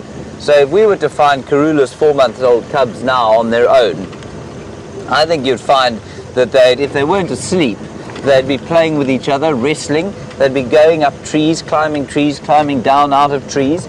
And then eventually, when they get a little bit older, so for example, Sandile, when Shadow used to leave him, he's now a 2-year-old male leopard, but he was a year old, and then he would go off hunting. He was, I knew him for about 4 months, and he'd go off hunting on his own, see if he could catch a mongoose or a squirrel or something like that. And so that's what those 2 little cubs will do once they get a little bit older. And I think you'll find, if they find things like lizards or termites, they'll definitely investigate what they taste like, and their natural cat instinct to pounce and catch will overtake. Now Brent has got a striped dressage pony to show you, so rather than me waffling, let's go and have a look at that. So here we are. We're on the eastern edge of our traverse, and we've got a little harem of zebras. Now what's interesting is we're going to see a huge influx of zebras as it gets more and more dry, and the water surrounding the Sabi Sands dries up. So I think we're going to be filled with a very striped dry season. And they are such wonderful creatures to watch, and very aggressive, believe it or not, and they often fight amongst each other with some serious venom.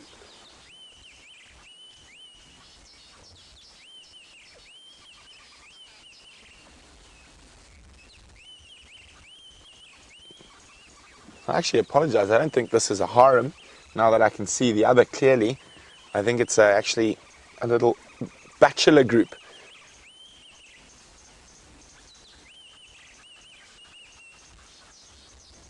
So not uncommon to find a few male zebra together. They're normally young or old, and they're unable to challenge for breeding rights with females. I'm going to try to sneak a bit forward.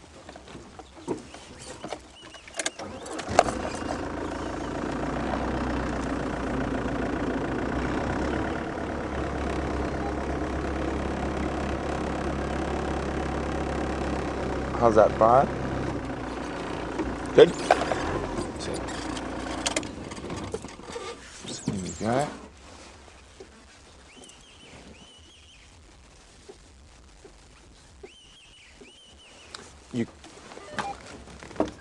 You can see size difference in the 3 individuals there, and the one in the front looks to be the oldest of the 3, and the one at the back the youngest.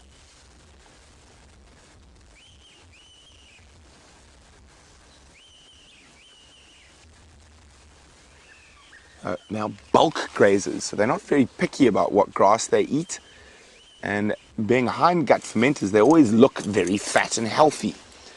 Now the best way to tell when a zebra loses condition is its mane actually starts flopping. These 3 boys look like they are doing well, and if you look carefully, you notice when they get a bit close to each other, watch their ears, just like horses. The ears go flat, and that means they're a little bit upset. And that can often lead to some biting and kicking.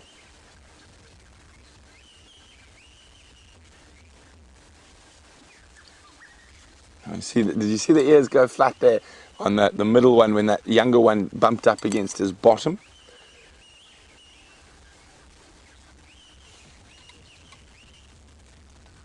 And of course there's the fork-tailed drongo, feeding off any insects disturbed by them. Well, it's reverse again. They moved again. Oh, well.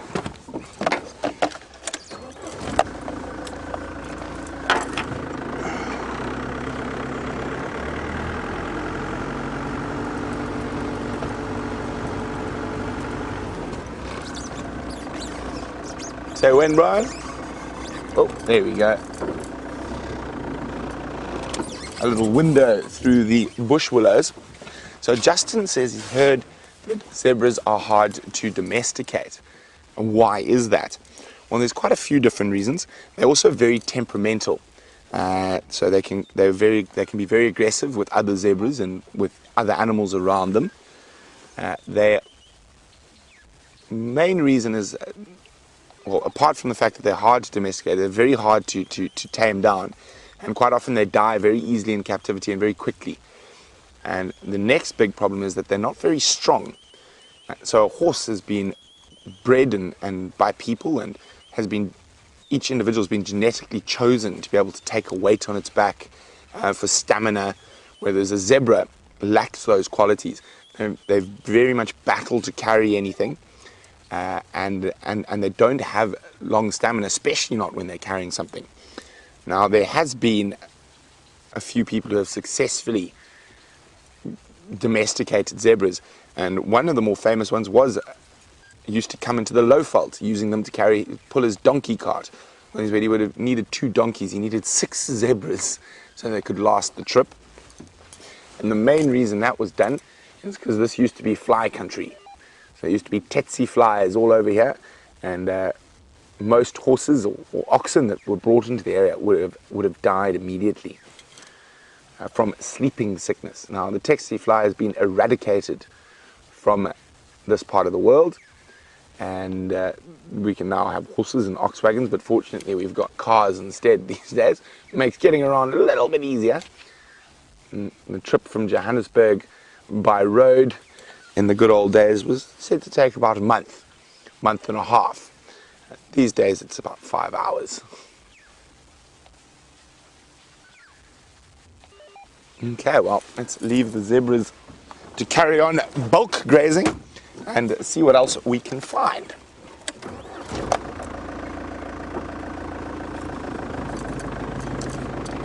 Now, I was a very silly Billy and I forgot my hat today. And I can see Jamie left hers in the car, but I don't think it's going to work. I think it might be a bit small on me. I don't know, what do you guys think? Does it fit? Does it work, Brian? It looks pretty good. Brian says it looks pretty good, so we'll leave it there for a while. And I'm definitely not going to be able to go particularly fast because it'll blow off. And I forgot my cap this morning. And actually, it's sitting so high, it's actually not stopping any sun at all. But maybe not. I'll just take that off and keep my warm hat because it is still a bit chilly.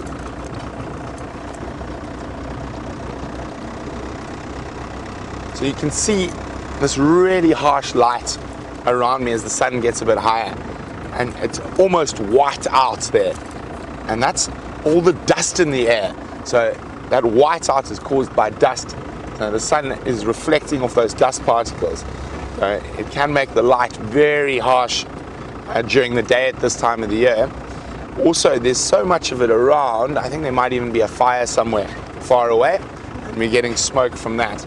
And that's also increasing the sort of white out we're getting. And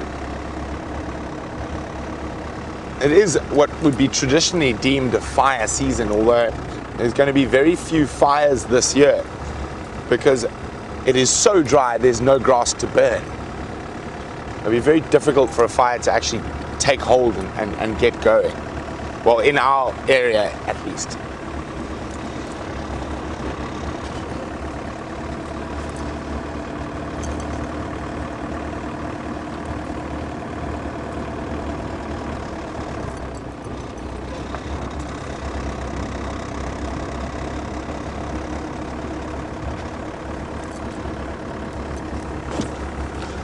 So, always great to have questions from Lucy in South Bend, Indiana.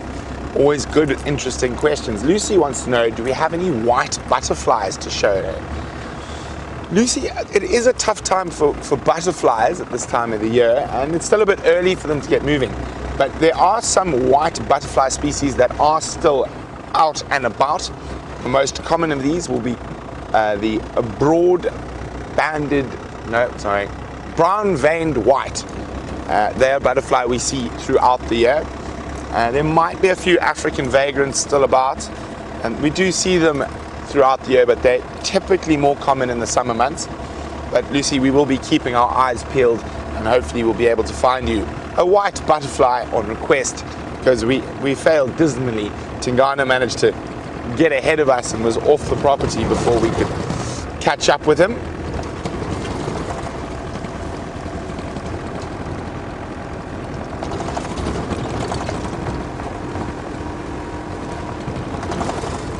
So unfortunately we got no tracks along the southern edge of our Travis area just yet.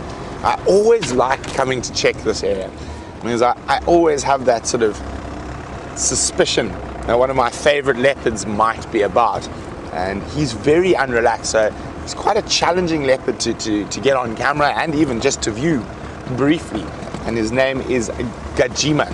So the boundary between him and Tingana is in this area. So Tingana is the dominant male over the majority of Djuma, but Gajima's got this wonderful little corner, and I always like coming to check, see if we can find his tracks. And he's a bit younger than Tingana, but he is going to be a really impressive specimen when he's a bit older. So, hi Joey. Joey's asking which are my favorite leopards. And that's a very, very personal question because everyone's got their own favorites. I think I really like Tingana, but I think I like Gajima just a little bit more. And on the female leopard side, oof, it's a difficult one, but I think I'm definitely going to go for Nkuhuma. The leopard we see down on Cheetah Plains. I think she is absolutely gorgeous. And I know I'm probably going to get lambasted because I didn't say Karula, but I think personally I just like her look and her vibe.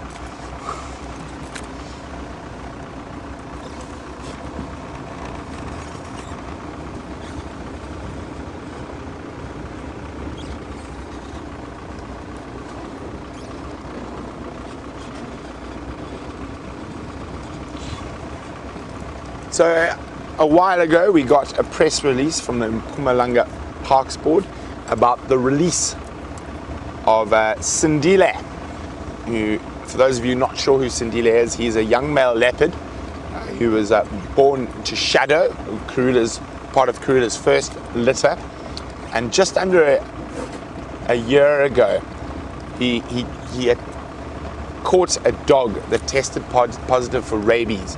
So he had to go into quarantine for quite a long time, and he was released early last month. And Elizabeth's wondering, are there any updates? I'm afraid not, Elizabeth. The scientists are monitoring that collar, and no one has access to that apart from them. But we haven't heard that he's expired or been caught by a male, so I'm sure he's doing just fine, and we're not sure exactly where he is. So no updates on that front.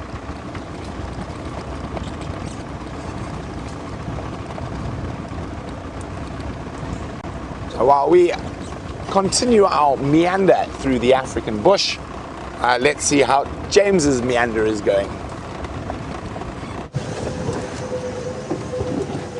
I'm glad to hear that Brent is still in Africa. That is a relief. Through the African bush is Brent. So are we, of course. We're also still in Africa, and we're heading towards what we call Leadwood Road, which is to the southeast of Djuma. I think we're probably not going to go to Cheetah Plains this morning. There were a couple of vehicles there this morning. They didn't find anything, and I think given the hour we're going to continue searching around here. Now, this is where we had Karula's tracks coming before she disappeared, and then she was seen yesterday. So maybe she's got something in this general vicinity.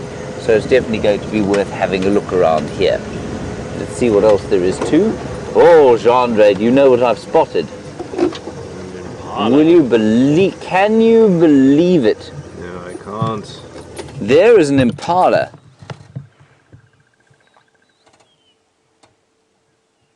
Standing with its legs stuck out behind it, most likely because it's just had a wee.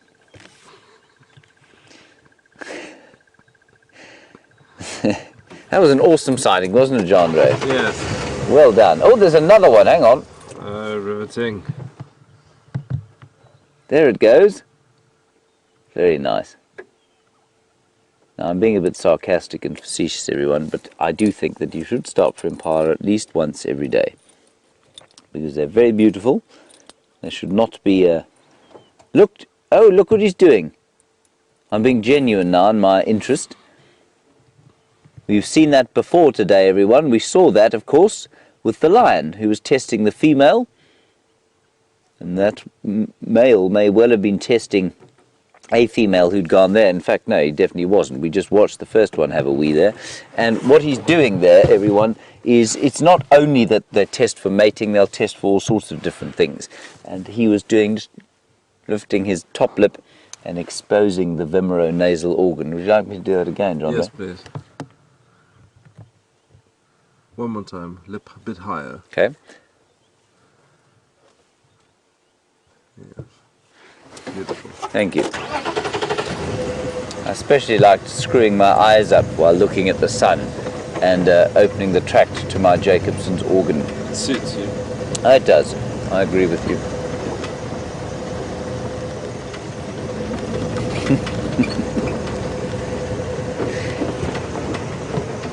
I'm afraid I've lost communications again with the final control, Gendre, so you're going to have to tell me if Kirsten says anything.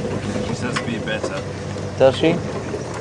Tell me only if she says something worth hearing.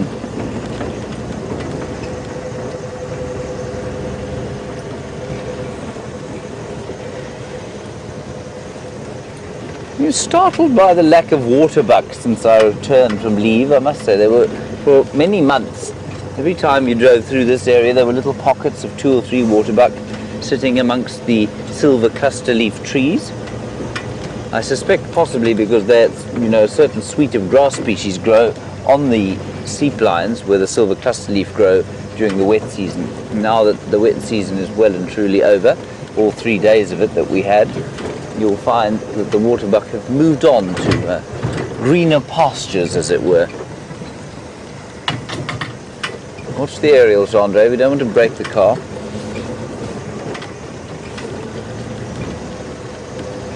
Right, now we're on Leadwood Road, and I always love this little spot here. Very nice clearings that we can ease our way down into.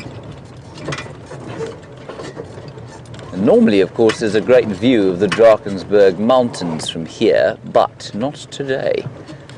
The sky is very hazy. I'm not sure why. There wasn't a great wind yesterday. I don't think there are any fires around at the moment. There's certainly not much to burn over here. So I don't know why there should be such a haze in the air.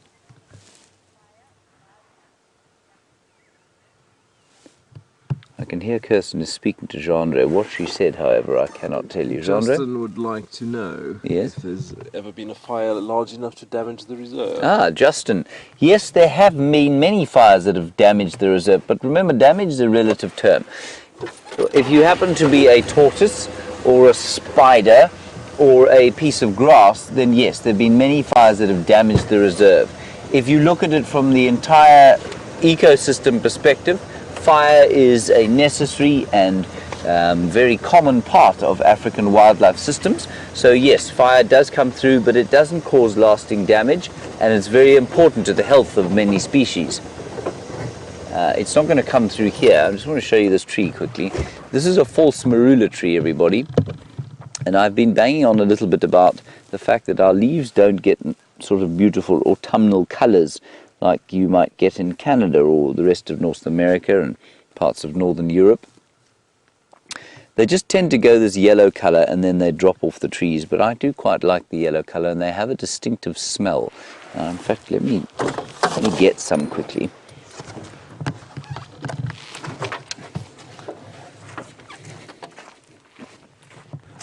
It's not so much the leaves on the trees that have the distinctive smell. It's like a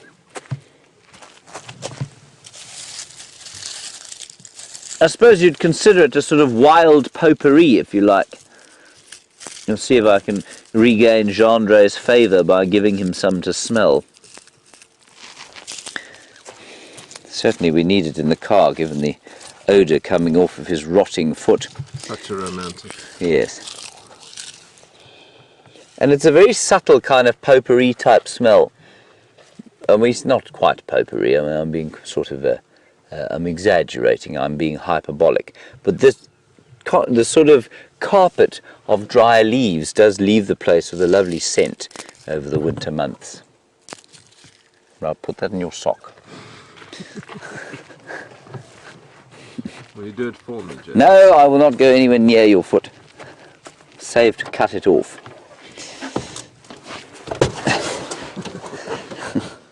Justin says be nicer, James. Justin says be nice. I don't believe you.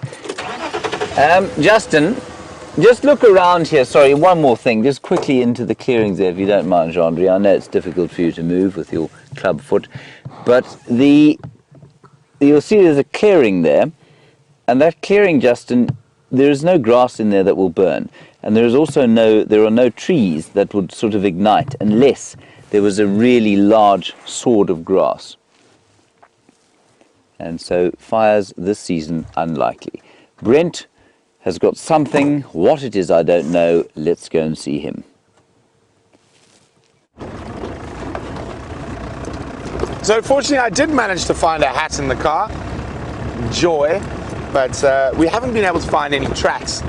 So I know. I completely feel like spending some time with those incredible elephants. So I'm going to head back towards the area around the treehouse waterhole, and hopefully we'll catch up with that massive herd.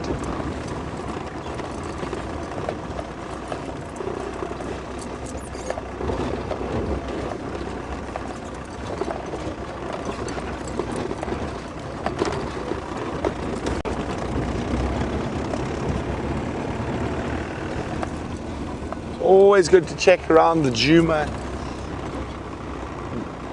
camps.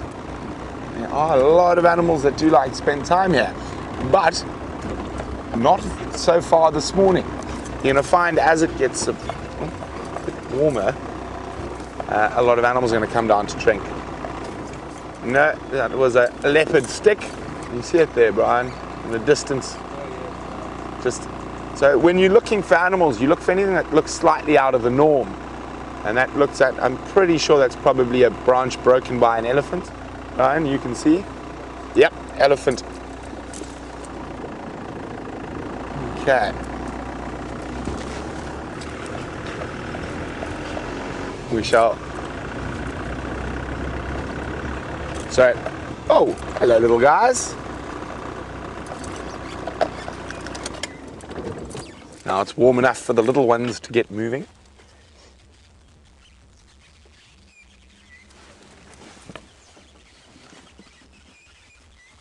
So some dwarf mongoose heading out on their morning forage.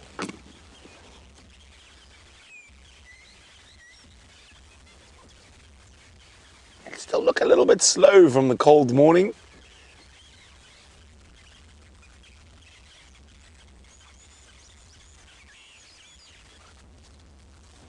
Oh, look at that. See, alarm call. I don't know if you wouldn't have been able to hear the alarm call. There's a little and send them all scattering for cover. Now, one of the sentries probably spotted, oh, there we go, a bird of prey, but I can't see one. Sometimes they get a bit of a fright from even a hornbill or something else.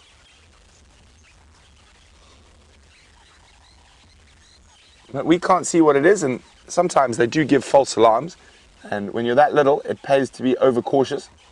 But we're going to leave the cautious mongoose and keep heading towards those elephants, but James has got the tallest member of our Juma family. We've got nothing, everybody. That's an absolute lie. We had a giraffe, of course. I told Kirsten that we wanted to show you the giraffe. She ignored me. She showed you a dwarf mongoose, which you've seen already, and now we've got nothing but embarrassing swathes of vegetation. I am being slightly nasty, of course. The giraffe is right here. There he is.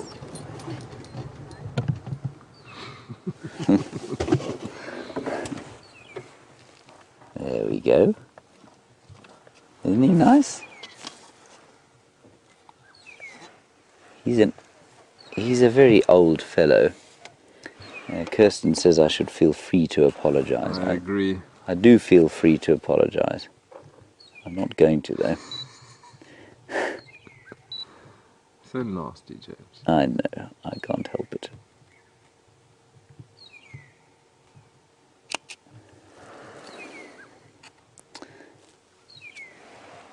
Very nice. Now he's quite old, everybody. You can see that he's got very extensive what they call median horns, which is a kind of ridiculous way of saying calcified skull, and that's from fighting. You can see he's actually broken the skin on the top of his rather Roman nose. Likewise, you can see his ear is mangled. His left ear is mangled. He is enormous. He's probably standing at about 4.5 meters tall. That in feet is, well, it's probably nigh on 14 feet, you know. And he's now standing behind a bush. Irritating. Let me move again. But he's a magnificent fellow. He must have many interesting stories to tell, I'm sure, if only he spoke English. As opposed to giraffe, which is a low frequency rumble, believe it or not. Here he comes.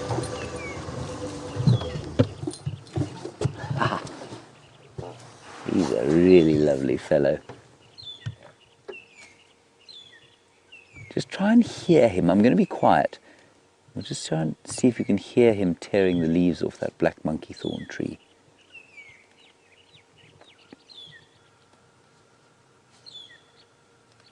And the swish of his tail.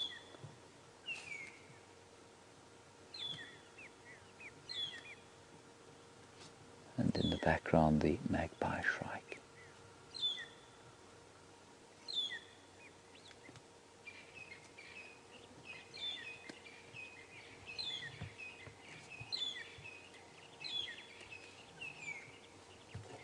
You might also be able to hear the odd fly knocking about the place. Now the thorns on this tree, of course, very vicious indeed, and I've no doubt that the sort of broken skin on the top of his nose where that bone has calcified has been rubbed off by the constant sort of rubbing against vicious thorns, because he must put his face into thorny bushes all day long.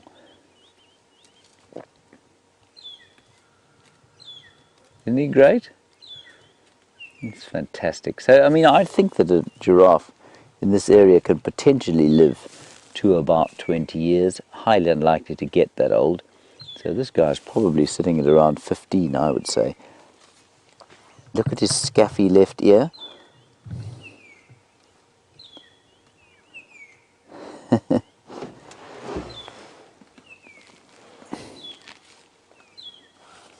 He's marvellous.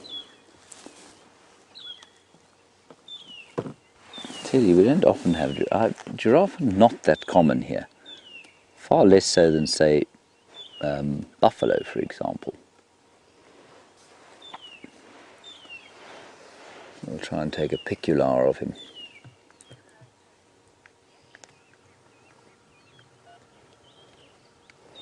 I'll find him.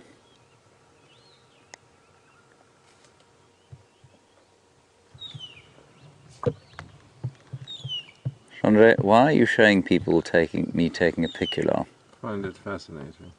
They won't find it fascinating. Yeah, this is exactly, as Kirsten says, this is a trade secret. I mean, this is a film industry first. Show us your photo, James. No, it was a video. Oh. A picular video, everybody. It's called a vidular. Which, of course, is a totally just terrible name. I'm just so amazed by his scaffy ear. I think it's wonderful.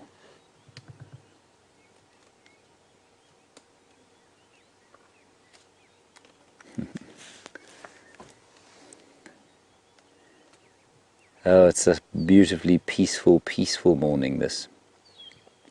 It's the best kind of morning because we have the action of the morning, and then as it heats up, it just gets so peaceful.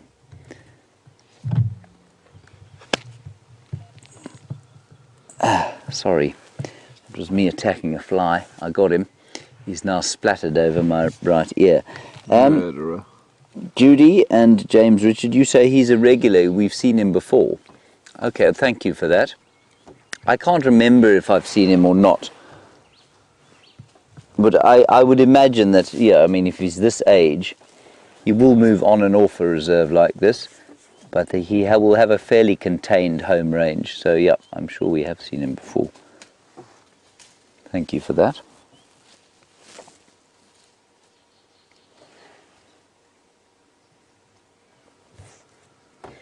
Brilliant. Okay. Shall we carry on, Jean-Marie? With any luck, we'll find a leopard. Oh, that's interesting. I'm just listening on the radio, everyone. I don't know why I didn't think of this myself. Let's just keep watching the giraffe. He's coming out into the open. Taxon has just said on the radio to somebody who wants to go and see the kill, or where the kill was. He said he thinks that Nyala was probably killed by a leopard and then stolen by the lions. And I think that actually makes a lot of sense, given how little the lioness had eaten. The male, yeah, he looked fullish, but he didn't look that full. And also the fact that they were fighting over it, despite the fact that there was, there was so little left, indicated to me that they hadn't eaten it all themselves. So I think that's what happened there. I think a really good interpretation of it from Taxon. So quite possibly, a big Nyala like that, most likely caught by a male leopard. And I think quite likely it was that chap Gijima. That's where he lives. And certainly he's quite shy and retiring.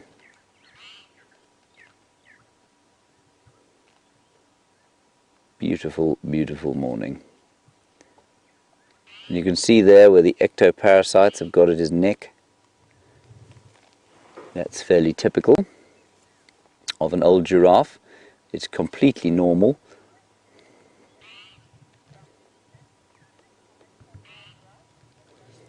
And Kinsey, you want to know if it's common for male giraffe to be alone. It's very common, and it's most likely, Kinsey, that male giraffe will live alone. They enjoy their own company. You will often find them in the company of a female. I'm just kind of lurking about and seeing if she's ready to mate. But the arrangements with giraffe, even amongst the female, seem to be, certainly at surface level, to be very loose. So, they come together and then they leave each other alone again for extended periods. He's actually going straight towards the road, so let's continue along here. But I don't know that that's necessarily true. So the females are supposed to live in these loose herds, which are not necessarily always a herd. They're just sort of individuals that come together every so often. But I think because they communicate over fairly long distances, quite often a herd will sort of dissipate, but stay in visual and possibly audio, what's the word I'm looking for? Audio contact, so they'll be able to hear each other because they make those low infrasonic rumbles that do travel through thick vegetation. But this guy's definitely on his own. Jean-Ray, you right there? You're looking a little uncomfortable. A bump in my foot. Is your tootsie sore? Shame. Poor Sandra got a sore tootsie. Smells like a nyala that's been dead for many days.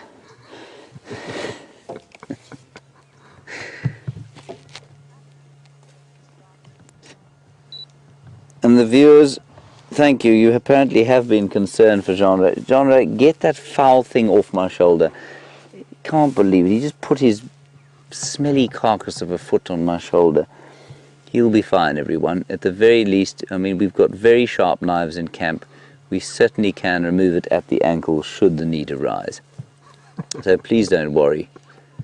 Certainly between Brent and I, it'll be a fight over to see who gets to do it. Kirsten might also get in on the action.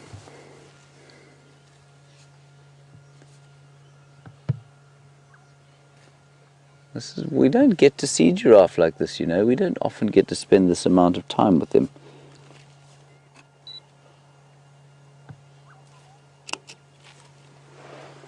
So I think we're just going to sit here with him and enjoy him for the next little while. Of course, watching him have his breakfast makes me quite hungry.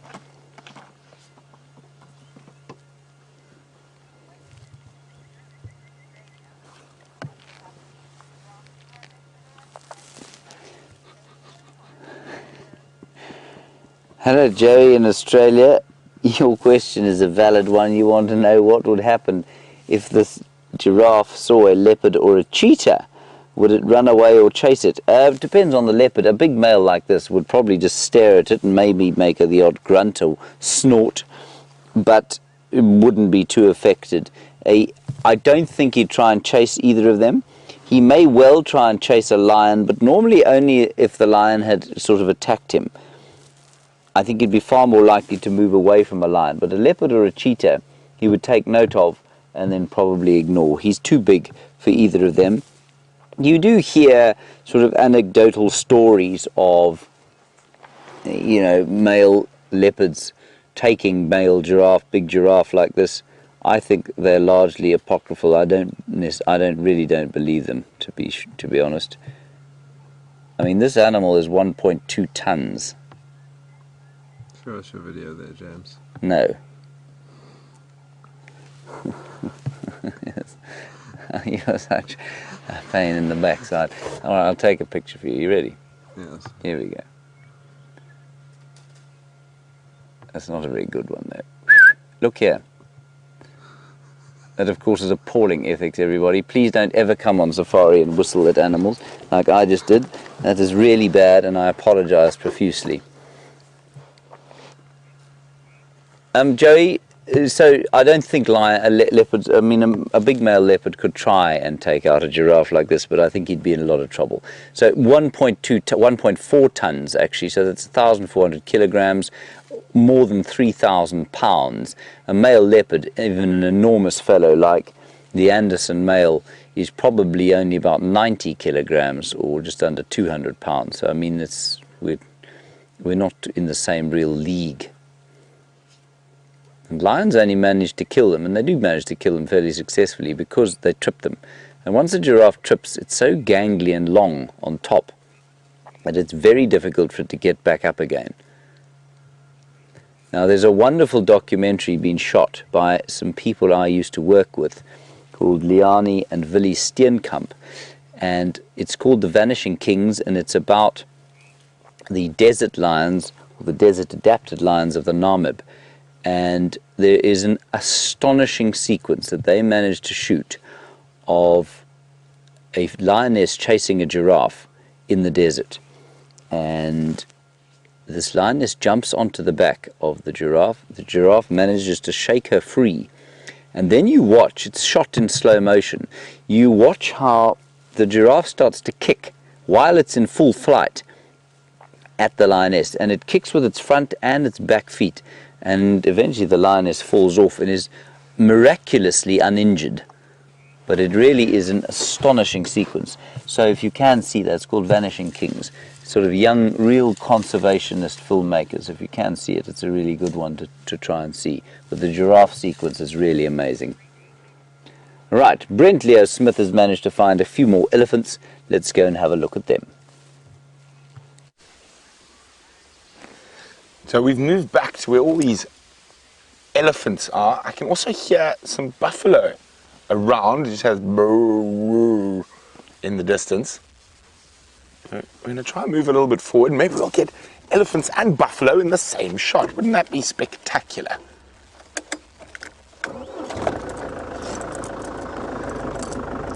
So it sounds like a little breeding herd, not too many. Trying to see if I can spot them.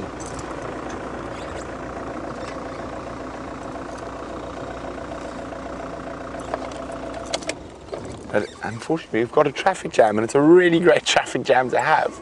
Hey, Ellies.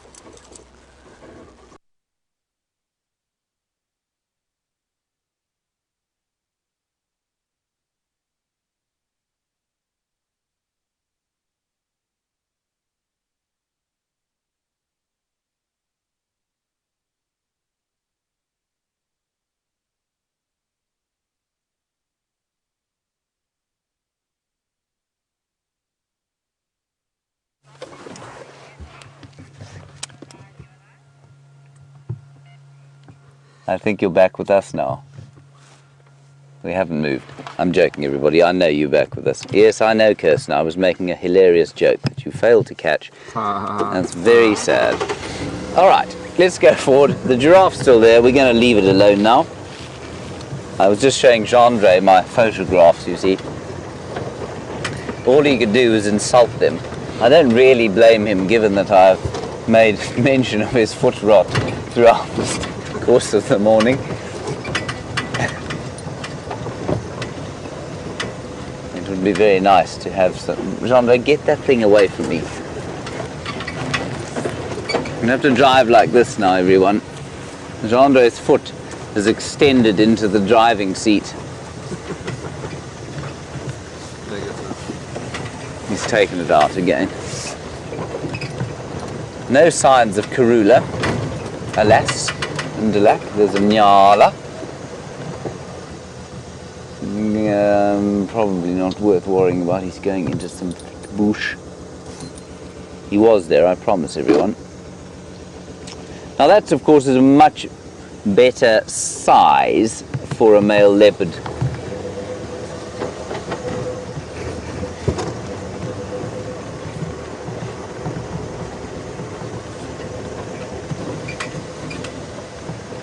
Sorry, Boyd, I think I missed the nuance of your question, but it's a really good one about conservation and something else. Oh, Boyd, you say since Kruger was established, have there been notable population recoveries? Absolutely. Boyd, when the Sabi Game Reserve, which is the precursor to the Kruger, it's the southern section of the Kruger now, was proclaimed, I think it was in 1898 if I'm not mistaken, there were probably about 20 elephants, 10 to 20 elephants left in the area. There are now more than 15,000. So absolutely, there's been an enormous explosion of many populations of animals. Many, unfortunately, have gone down, though, things like sable and roan and eland and sesame, because people have, with the best intentions in the world, sort of tried to interfere, and we provided water where there shouldn't be water and put dams in where there shouldn't have been dams. That's now changing again, of course, but absolutely. I mean, and the most notable sort of population, other than the elephants, that has really gone up well has been the rhino.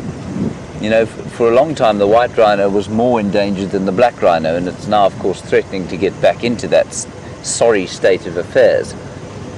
But absolutely, there has been an increase in white rhino since the Kruger National Park was proclaimed. You'll also find that over the years conservation practices have changed. So when they proclaimed the park, wild dogs were seen as vermin, and I think jackals were as well. So they'd shoot them. They'd actively shoot wild dogs and jackals because they were sort of seen as vermin and not a valid part of the ecosystem, which of course they were. And that mercifully has stopped too, and we now know that they both play extremely valuable roles in the ecosystem. So our lessons have basically been, once you've established an area, it's almost universally been proven that the less we do, the better the place fares in the long run. Where? This is my favourite sound of warthogs. Where did you see them? Behind the mound. Shall I go forward or back? Let's try a bit forward. A bit forward? The sound of warthogs here is tremendously relaxed around cars, if it's the one I'm thinking of. Yes, there they are. But they're not affected by us at all. You can just see a bottom there. Well spotted, Jean-Andre. That's your one compliment for the day. Thank you. Now that looks like a young boar. So maybe he's not part of the sounder. There was a sow here with 3 or 4 little babies, and they were very relaxed from a very young age. And they'd let you get very close to them before they sort of scuttled off.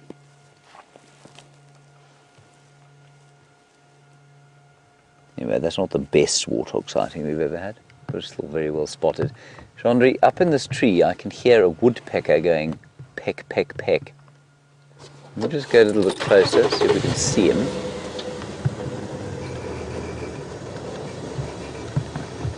Now yesterday I was on foot. I just went walking during the morning drive,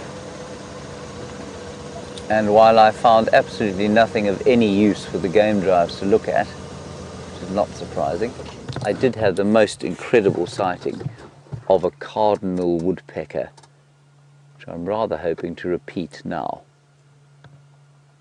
Can you hear him, everybody?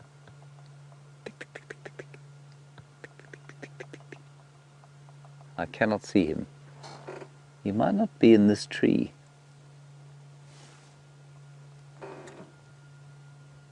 He might be in the tree beyond. Let's just carry on. I'm not sure if you... Could you hear him going tick, tick, tick, tick? A little bit. I must urge you, everyone, if you are watching this show and you don't have good speakers or a good set of headphones, I promise you it will revolutionize your experience. It's a bit like, I imagine, I'm just quickly looking in here, I imagine it's the same as going on safari with binoculars or without binoculars. You know, having the good sound, amazing sounds that we have out here. It's just such a wonderful part of being in the wild. You got him? Yeah, he's fine. Is he far in front of us? Chandra says he's nowhere near here. I will cut your foot off, Chandra. Just be very careful about how you tell me things. I'm very sensitive. Oh, there he is.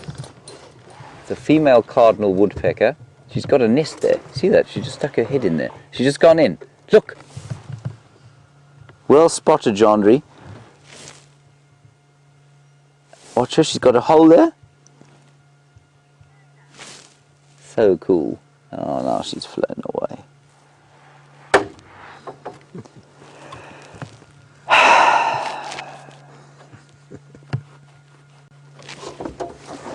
Let's carry on. That's really nice. We must watch that because she's obviously got a hole there. I'll tell you what I want to do quickly. I just want to check on my camera / library when they breed, because I would have thought that this was too late for them to be breeding, but maybe, like some of the scavenging birds, they breed in the winter time. W for woodpecker, K for cardinal, K. Where is he? Can't find him. There we go. Right, this will tell us breeding, monogamous, nest holes, yes, we knew that, parasitized by honeys, eggs, laying dates July to December, so we were well too early, well, maybe a month early, peak August to October, so that's the cardinal woodpecker. Very nice. Thank you, Andre.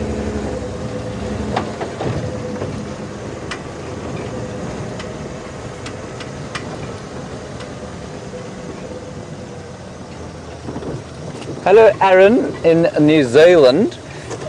Very nice from you, of course. You want to know about water birds, and if the Nkuhuma Dam fills up, will we likely see more water birds? Yes, absolutely. But even though, I mean, we had water for a lot of the sort of early part of summer this year, without the rain, and the consequent flush of insects and snails and various other creatures that come with wet weather, you know, you're not going to have a great influx of birds. But if it's a wet season, yes, lots of water birds will come through. There's a lovely herd of impala here, and they're just lying down, some of them, and chewing their cud, and we don't often see impala lying on the ground.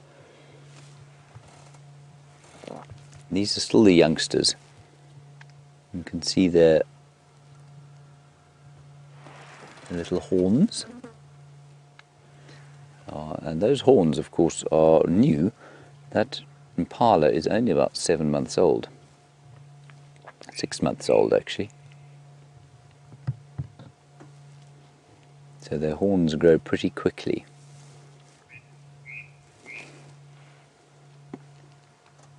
Everything now is just getting that lull, that sense of lull that happens at this time of the day. They're lying down and chewing their cud. The buffalo herd that has just had a drink at Sydney's dam, which we didn't see obviously, that was being tracked by those lions, they will start to do the same thing now. And we, of course, will make our way home for breakfast at some stage fairly soon. What are you going to have for breakfast, Andre, other than a bucket of antiseptic?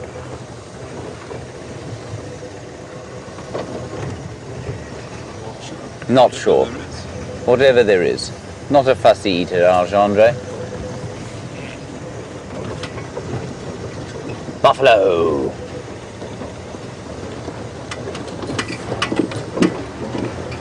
There's a whole herd of buffalo moving across the road there, everybody. I was just saying that they're going to lie down. Clearly this herd of buffalo has not read the textbooks. Brian, while we get to those buffalo, you say the smell of cooking food, would it attract or repel predators? Most likely, I don't think it would do either, but I don't think it would attract them. Mainly because, of course, predators don't eat cooked meat. And so the smell of cooking flesh to them wouldn't be like it is to us. You know, wouldn't be a sort of mouth-watering deliciousness. The smell of, you know, guts or internal organs to a hyena would be the same as us smelling sort of meat cooking on a barbecue or braai. Nice herd of buffalo, this. I don't know where they've been all day. Huge herd. Possibly come past twin dams to see if there's water. There isn't, but there is a dam down through here.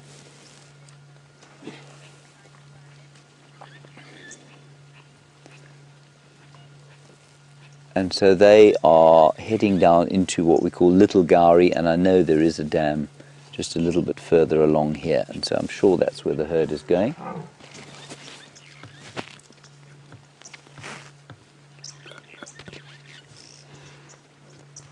We've actually had a really successful morning, haven't we, Gendry? Very lucky we've been.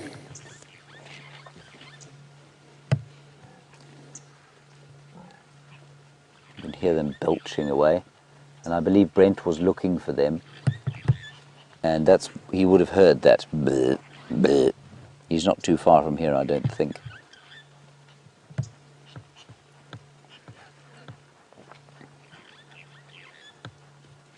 And so they'll go and have their drink. They've been eating all morning, and then they'll go and lie down somewhere in the shade and enjoy the best part of the winter day. Well, it's not the best part, but the whole day in winter is wonderful. You know, this time in summer we're running for shade as fast as we can. Winter now, it's warming up nicely, and it's just very comfortable all day long.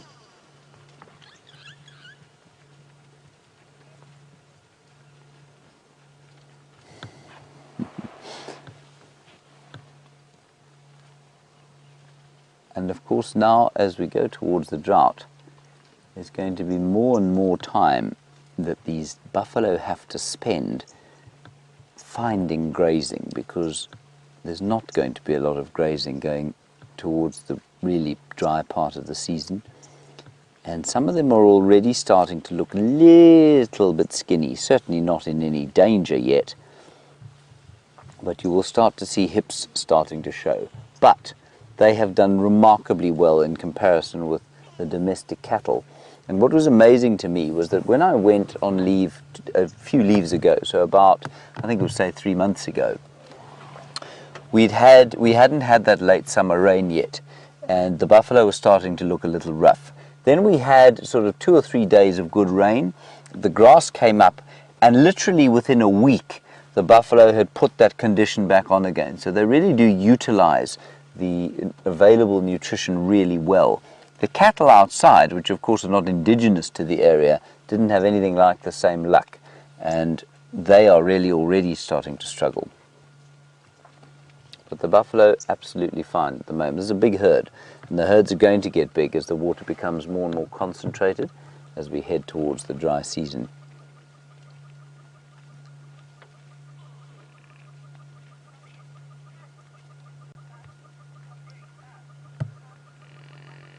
Thank you, Kathy, for your comment. You say that the buff are very... Jean-André, I'll let you complete this.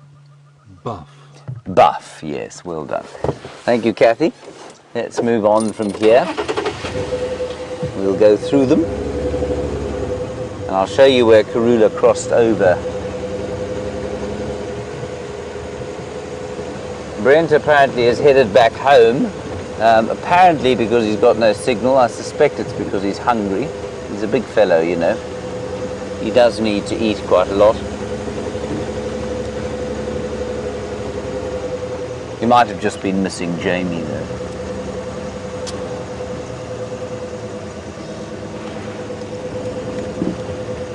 Hello, beefies.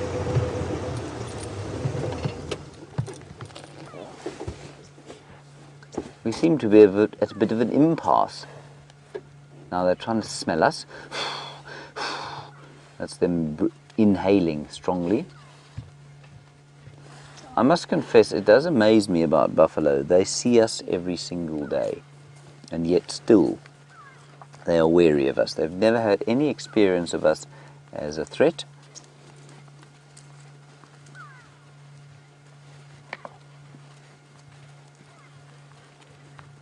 Look at this one.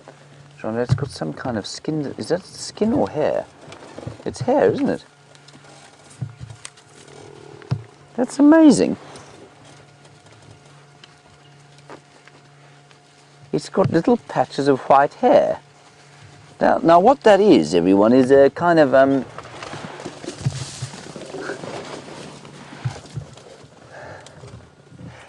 temporary, if you like, not temporary, but partial leucism.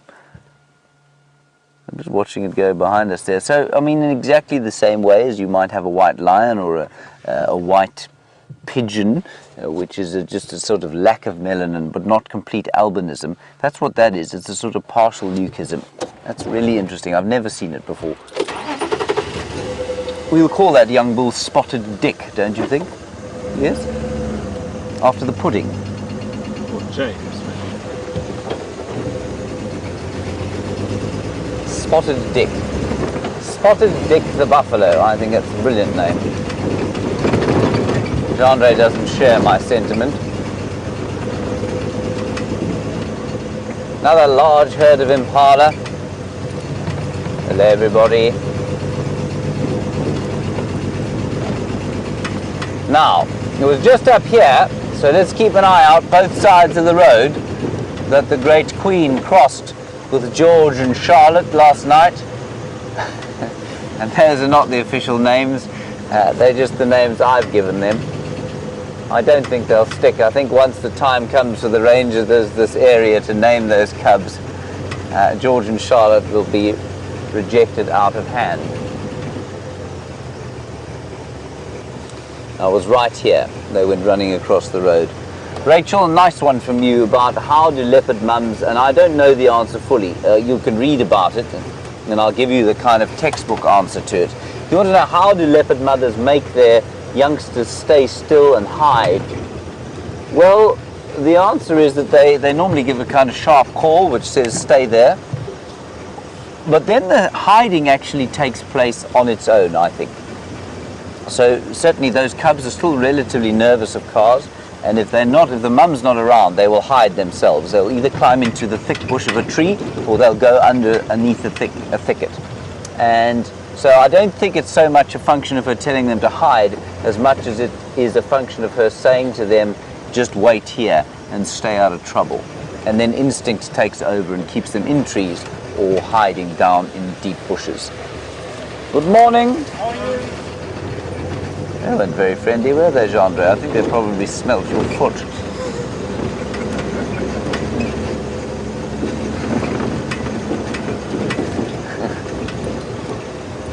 Let's go up here. I don't see any further tracks of her, and I'm sure Brenty has been around here 3 or 4 times today.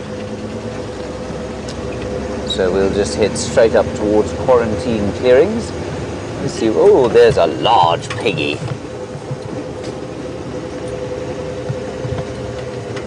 Very big warthog. Can't decide which side of the road he wants to be. Currently on the left.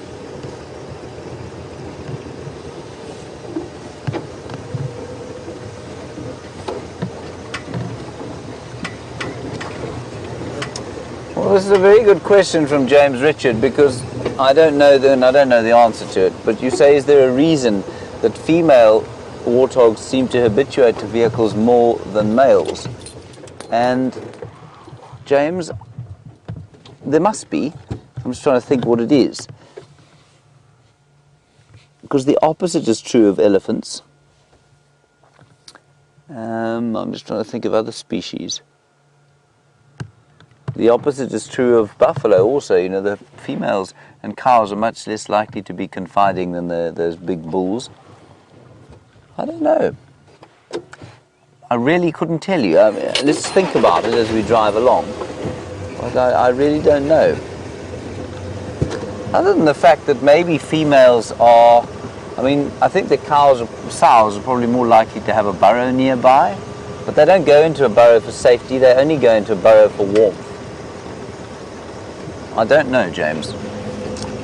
There's another beefalo in front of us. Gosh, it's like being in the Mara.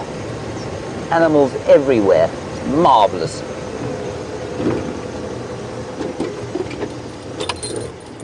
Look, Sandra, there's another old buffalo. He's trailing the herd. He's not a very athletic fellow anymore, is he?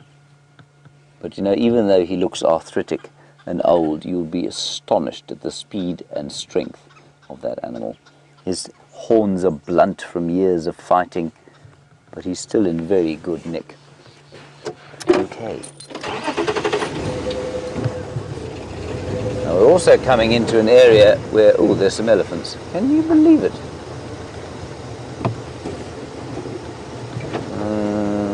I'm just going to get Genre to show you where they are, but I don't think we're going to get a good view. Genre, I'll try and sneak a little bit forward, just so that people will believe that I did see an elephant.